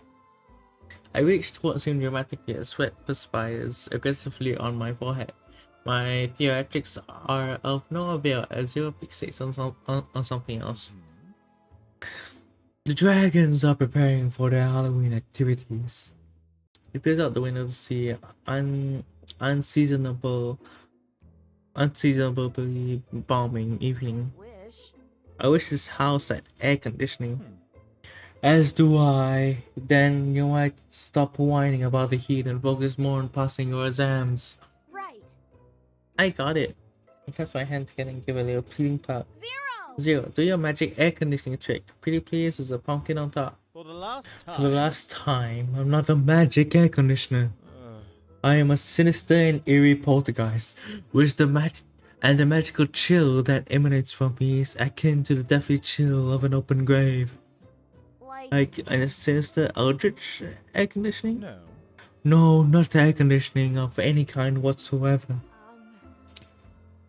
Melting. I really am melting. Right. I have an idea, Zero. Teach me how to be a sinister and eerie air conditioning. Deathly chill of an open grave. I want to know how to emanate it too. Until I can afford a place air conditioning anyway.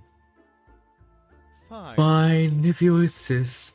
And if it will stop you from complaining. I will. I do, and it will. Alright. Alright. Prepare yourself, Dedo. I'm gonna teach you how to cast chill. Chill. Chill. Sweep my hands out wide. For a second or two, nothing happened then. Oh, haha. alright. Oh, delicious, refreshing, and Well. cool. Does that mean you'll stop complaining and go back to studying? Yeah.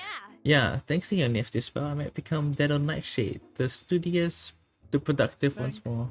But take care. Do your best tonight. Alright. I came back to my desk to give a potion textbook I am working on. My first attention. Um, Eh. no way. You know. You hear it noises again, Dedo. Well, I'm still casting the chill spell, right? You are. Partly. Partly? Well, you haven't maintaining your concentration on casting the spell just now, so naturally your chill faltered a bit. no way.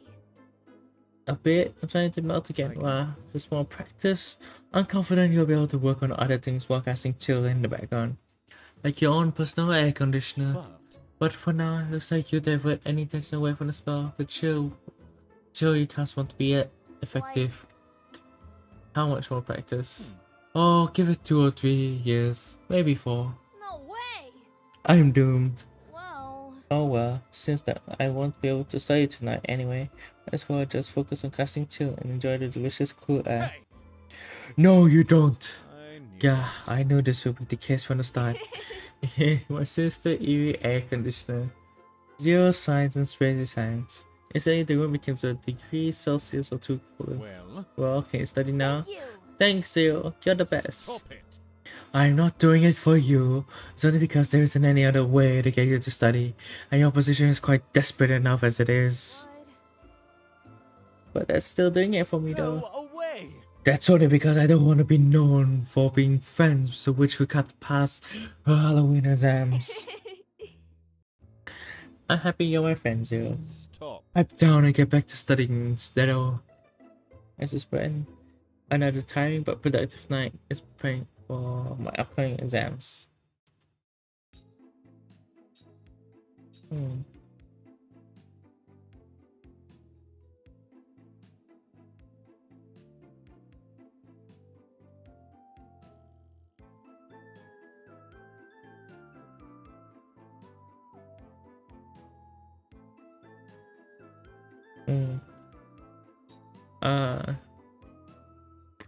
Sorry, I blanked out a second. I'm trying to think of what to do. I could learn Gentle Giant.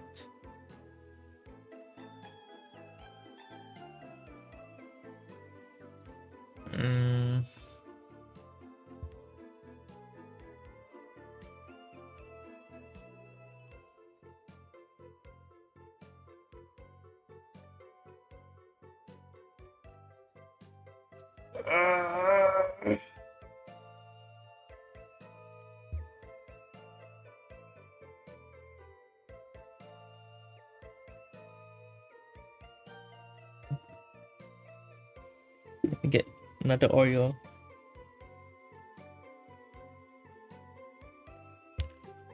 Totally not tired. No, no, no. Why would I be tired? No. Wait, what day is it in the game? It's 30, so yeah, we're almost done. Yes, I think so. You save. Gentle Giant. Smash. No, no, no. No. Dedo. Are you all Are you hurt? No I mean, way. I broke my potion bottles and not wearing any shoes or socks. Also a piece of glass here down. I'm undoubtedly I'm going to be here forever and miss my exams and the Halloween party. With a clutched fist, I tilted my head and shed a false tear. Sorry to all the couples out there who I never met. Please. Dedo, don't be like that. You The see. super wear the shots for you. Sings a few notes. Quite for a moment until I hear a scuffling noise. It starts in the corner and then the wall. Suddenly from everywhere, mice. They run towards Damien. They make the tune in their own. Wow. Wow. Done this softly pet for your animals. Excuse me, friends, if you don't mind, can you please help us pick up this mess? The paws begin to swiftly and carefully collect the glass, depositing it into the trash, but Damien brings out for them. And the kitchen is clean within seconds. Well, aside from the cheese, Damon happily sprinkles around for the lot of them. After they accept their reward, the mice clear off as quickly as they came. Amazing. Damon, that was amazing. You're like the one character from the movies. Huh? Not really. I get along better with creatures that I do with people after all. Right. Must be because you're so gentle with everyone and everything. I could see it. Well, as an animal, I'm sure I would like to be around you too, just like we are now. They actually put their hand on their left cheek and trace small circles on the ground using their tippy toes. I'm not sure about that one. A long time ago. It's just before I came to Halloween Town after my maker passed away. Most of my companions were animals. Sometimes. Whenever I come across a creature on the road, I was hungry or lost or being troubled by humans, I would help them out. You see. Time well, they would try to help me out too. Aw, that sounds so precious. Yes. I want cute animal friends like you. But as long as I can remember, small creatures have had a tendency to run away from me. Oh, Daddle, you're probably just too energetic. Well. If you're kind to them and respect their boundaries, it's not too difficult. Although. Though, if you like to call upon and speak in a way they understand, I do know a spell for that. Yeah. I really want to learn. Show me. All Right, right. if I teach you a spell to the giant, you have to be careful with it. Please. It's not a spell to control another. We may only ask favor of animals. In exchange, you must offer them something in No return. way. You worry too much. Do I look like someone who can even a little bit mean? Look at the smile. My own heart gave a spook when it skips a beat. No. No, and that's why I trust you. Well. Additionally, the reason you spell will cause you to lose trust with the animals. If they have no faith in your bond, the magic will no longer work. Alright. Got it. I don't want them for anything anyway. Just talking to them seems fine. Seems neat. Okay. I understand. It's simple. I just sang is embedded with the song I just sang is embedded with old magic from the forest. If you sing it, the animals will hear it, will understand your intention. Oh.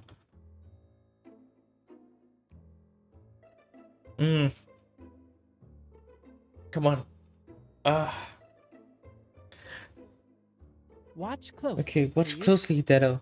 I'll try and teach you to cast Gentle Giant. I tend to sing the notes Damon had done, and I think I messed up a little here and there. Especially, Damon sings with me, and my solo became a duet. But still, no furry friend inside. Cross my arms apart.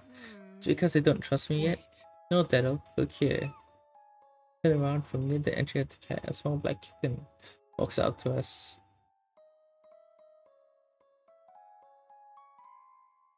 Aw, adorable kitten. When our eyes meet, it mews at me and my heart melts. Hello? Oh my gosh, did you come to talk to me? Thank you so much. When I speak, it pats over, rubs against my knee. I think I'm gonna cry, and Damien smiles and gently patting my head. All right. I'll leave you to it. There's some milk in the fridge when you're done. Please, and spend the entire afternoon chatting with the kitten instead of getting any work done. I think on my way to getting my very own familiar as a proper witch sound. The incomparable. The At this one rate, and failing only. exams would be impossible for the wonderful da-di-da, the incredible da-di-dee, da-di-da, and the one and only that little feather of Dream of Being High. No, I never met a Sphinx before now. I didn't realize they were stingy when it came to paying full price for things. With offer signs on a few that skills are able to successfully solve every but only thanks to their help. In the end, I finally got her to pay full price.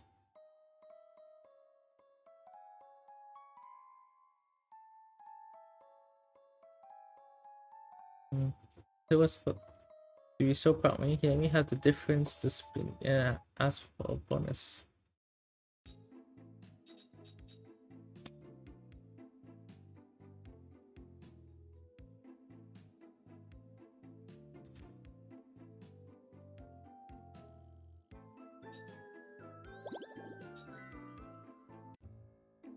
Finally, the outer truth is here. I look around the town square, which is filled to the brim with monstrous classmates and upperclassmen. A few familiar faces lingering at the edge, cramming last minute. A few others are nervously asking their questions to the festival after the exam. Always a good sight to see. But at the very center of the square is Miss Magwitch, stern-faced and serious as ever, waiting for the witching hour to finally arrive. Once it does, she'll teleport us to the dungeons where we face our trials.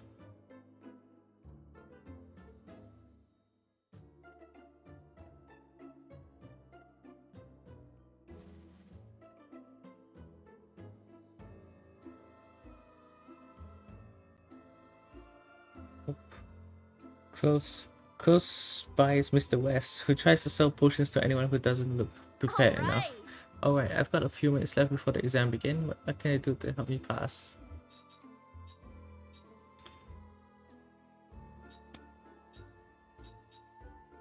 Sweet talk Miss Magwitch. I use Enthrall and try sweet talking Miss Magwitch to make the exams a bit easier.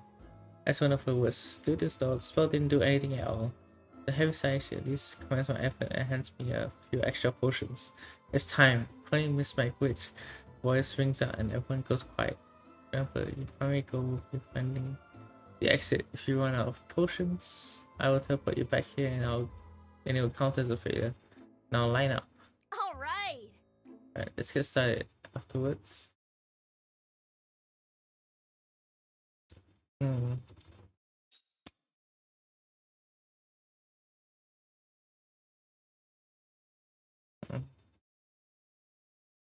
Wait a sec. If Camilla. Afterwards, I'll go search for Camilla. After all, there's something I've been wondering about. Yeah. Why is it so dark here? Glow. Yes. I do the night shade way. Let's go. Alright. Some light. You see that door looks tightly shut and over next to it looks broken. Oh, I can push this door. Easy piece pie. Deep hill. Now she can jump over it.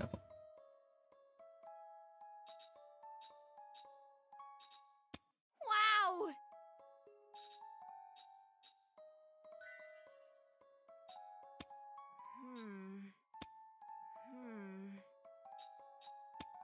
Duh. Over by hover would be the right.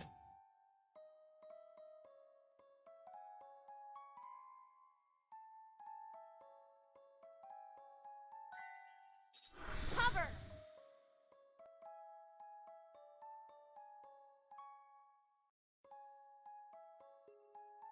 Alright. The next one should be halfway though.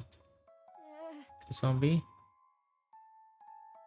If I also an obstacle I have to pass.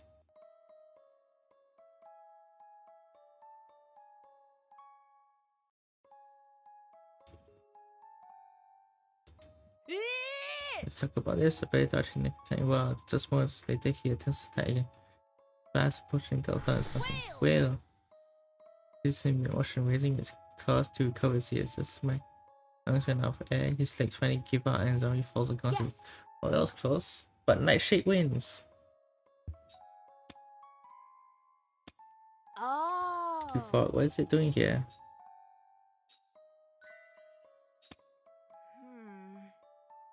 There should be a door here.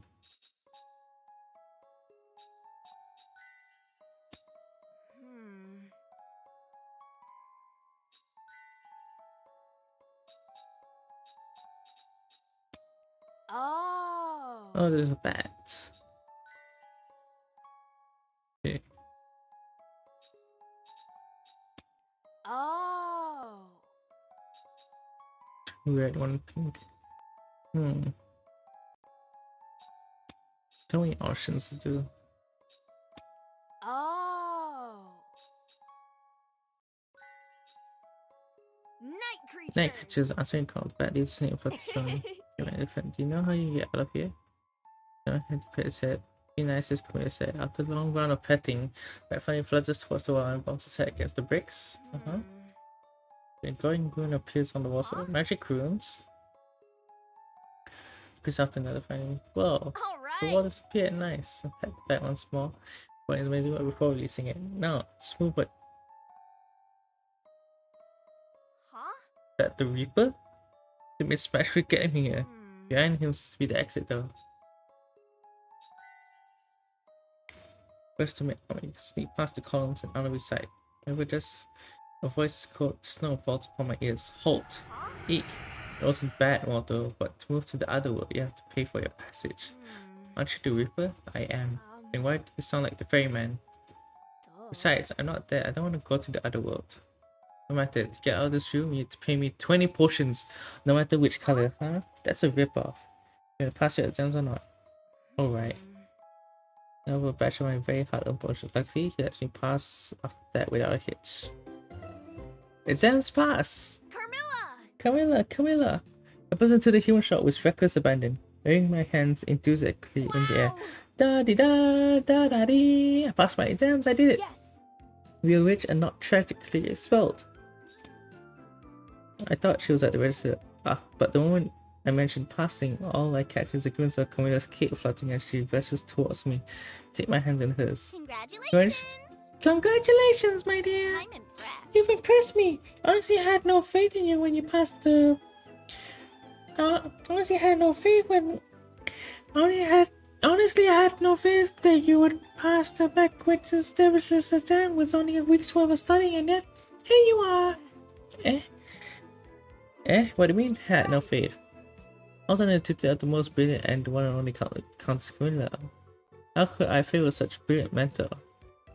Camilla's face flushes and she sinks into the collar of her cape. Really, she makes it too easy. Oh, it's most unfortunate that I took you under my wing, is it?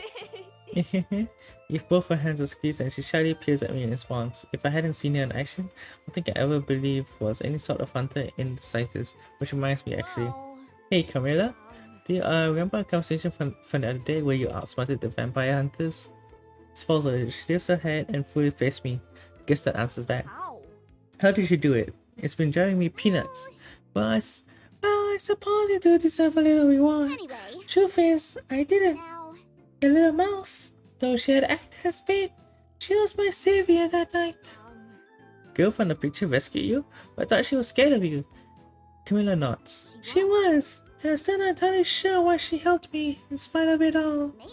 Perhaps she was simply following the old game, or perhaps that connection we shared still lingered in her heart. Either way, she left me an opening, as she had always had, time and time again, and I chose to take it. Whoa. What happened to her after that? She shrugs, but despite her nonchalant attitude, I can tell it bothers her. The downcast eyes gives it away. I have no idea. Crystal, hi! Welcome to the stream. Hi. I have no idea. That was the last time I saw her. And from what I've gathered, she died and was buried somewhere in Slovenia. But that was decades ago. My hands tense up, press against hers. I am tired.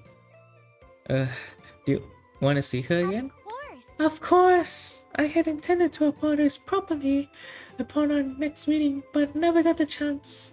I was foolish too. I feel her grip slacken in mine, as though she'd drift off the moment I let go. But I have no intention of letting that happen. Whoa. What's stopping you? Right. You've got like 3 raises and a bonus from Mr. West this week alone, and we've been working in the human shop long enough that we should be able to afford the trip, right? Pardon? Pardon? Me? Yeah. Yeah, I'm not just gonna let you take over the kitchen by yourself, you know. And I've always wondered what it would be like to travel across Europe. Oh, and there's a City of Love in France too, isn't there? That settles it. I'm going. Despite my efforts, Camilla presses her lips together in uncertainty. You're truly quite shameless at times, my darling. Though, I suppose it's just one of your many charms. But when I visit the grave, won't you be bored? Well, I need to meet my rival eventually, don't I? Your rival? She shoots me a black stare for a moment, then her cheeks light up as it, like the inside of a jack-o'-lantern. Oh my. That is, but, oh goodness, I did not think that you... Miss Countess, don't tell me you've fallen for me too. I raise one of Camilla's arms to my lips and gently kiss her knuckles. I think if she turns any redder, she'll explode. Sorry, too much? He shakes her head side to side vigorously but doesn't reply. In response, I can't help but giggle until my own feelings of resignation creep in. Well, don't worry. I know you're still in love with her, so I won't tease you anymore. But I think that as long as those mistakes are haunting you, you won't be able to notice anybody else. And maybe I'm a bit selfish, but I at least want a fighting chance. Come, my dear. Oh, my dear, sweet little witch. You have it all wrong. He gently pulls her hands from mine and my heart sinks. Did I mess up? I thought she liked the aggressive approach. Sorry, I think I misread the level. Crystal! car_cheered 200 bits. Okay, anyways, good night. Remember to rest, Dato. Bye bye. Have fun. Less than 33. Okay. Thank you so much, Crystal. Thank you.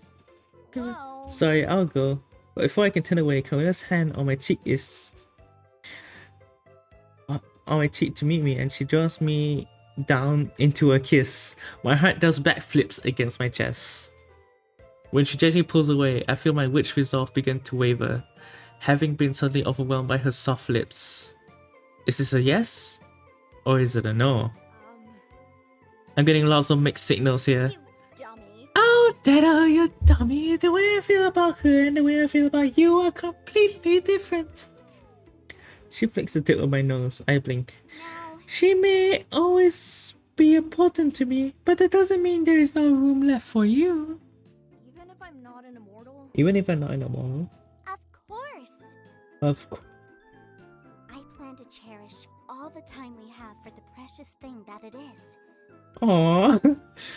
And if a day comes that we should part ways, then I will keep every memory I hold of you close to my heart. Even if I cannot give her the apology she deserved, I may at least honor her memory by correcting the mistakes I've made in the past. Aww. And show her I can move forward in my future with you. Aww. Once it registers in my head that the Carmilla, likes me too, a fierce blush rushes against my cheek and spread to the very tips of my ears. I'll try and regain my earlier suave and charismatic composure, but words escape me. Be cool, Daryl, be cool. Wow, that sounds pretty profound. Raises a brow and smiles amused before proceeding to bat her eyelashes at me. You think so, huh? You think? I do! But after we visit and make amends, I really want to see Paris. Can we go? Please? I look Camilla in her violacious eyes, waving up my clasped hands at her. I'll simply pass away.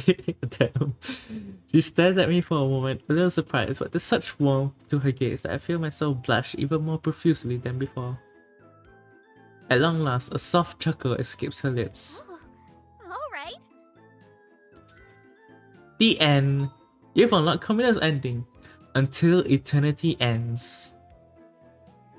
Aww, we managed to finish the game today.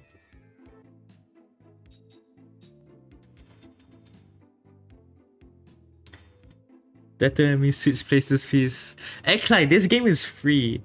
Honestly.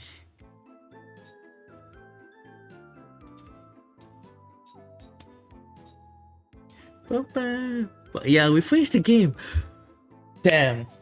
On 4 hours, we actually hit 4 hours. Yo, let's go. We hit 4 hours on this game alone. Damn. Was not expecting that. Oh, that was a pretty good game. That was amazing. I nearly passed out.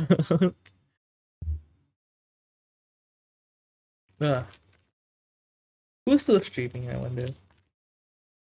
Lucky's definitely not streaming. Tiff? Is Tiff still streaming?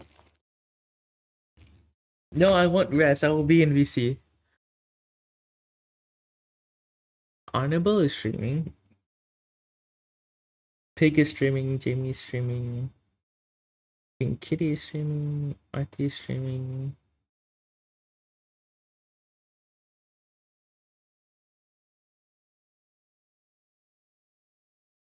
Okay, in order to take my meds, I would have to eat. I have not eaten yet, so okay. Pig, Jamie. Annabelle is taking a voice break.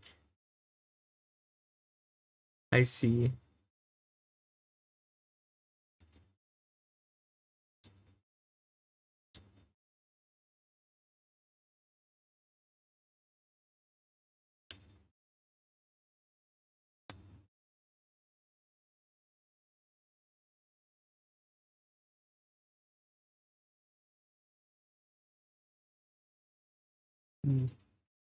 Okay, voice break.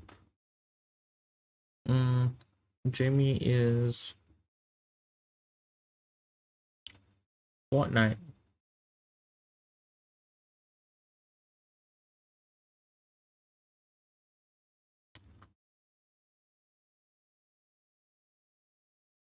Pinky is playing Fall Guys.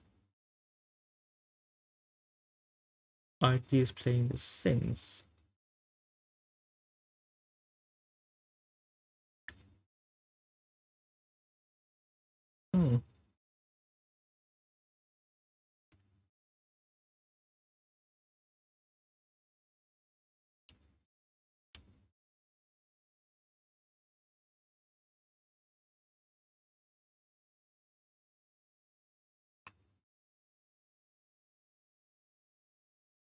Hmm.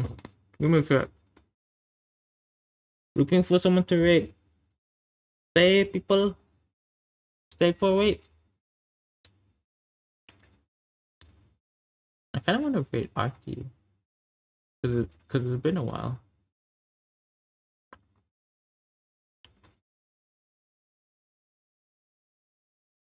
But RT is big streamer. Well, bigger than me, so scary. Scary to wait.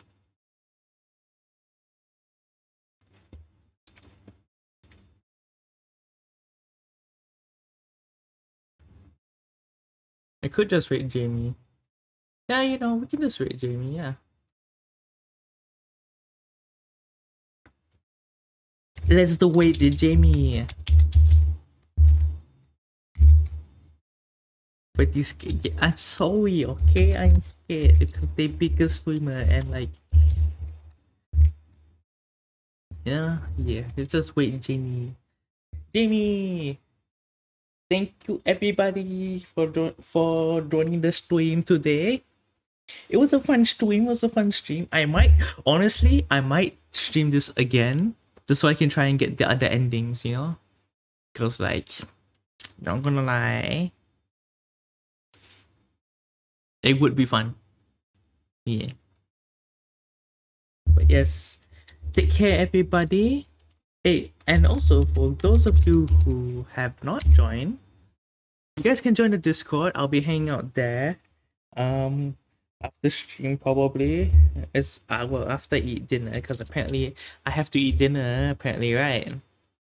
But yes, take care everybody. Take care. Hope remember to drink water, y'all. And for those, and thank you for all the lurks. Thank you for the bits again, Crystal, and all the follows as well. Thank you. Take care, everybody. Love y'all very much. You guys are amazing people. Thank you for stopping by the streams. Bye bye, everyone.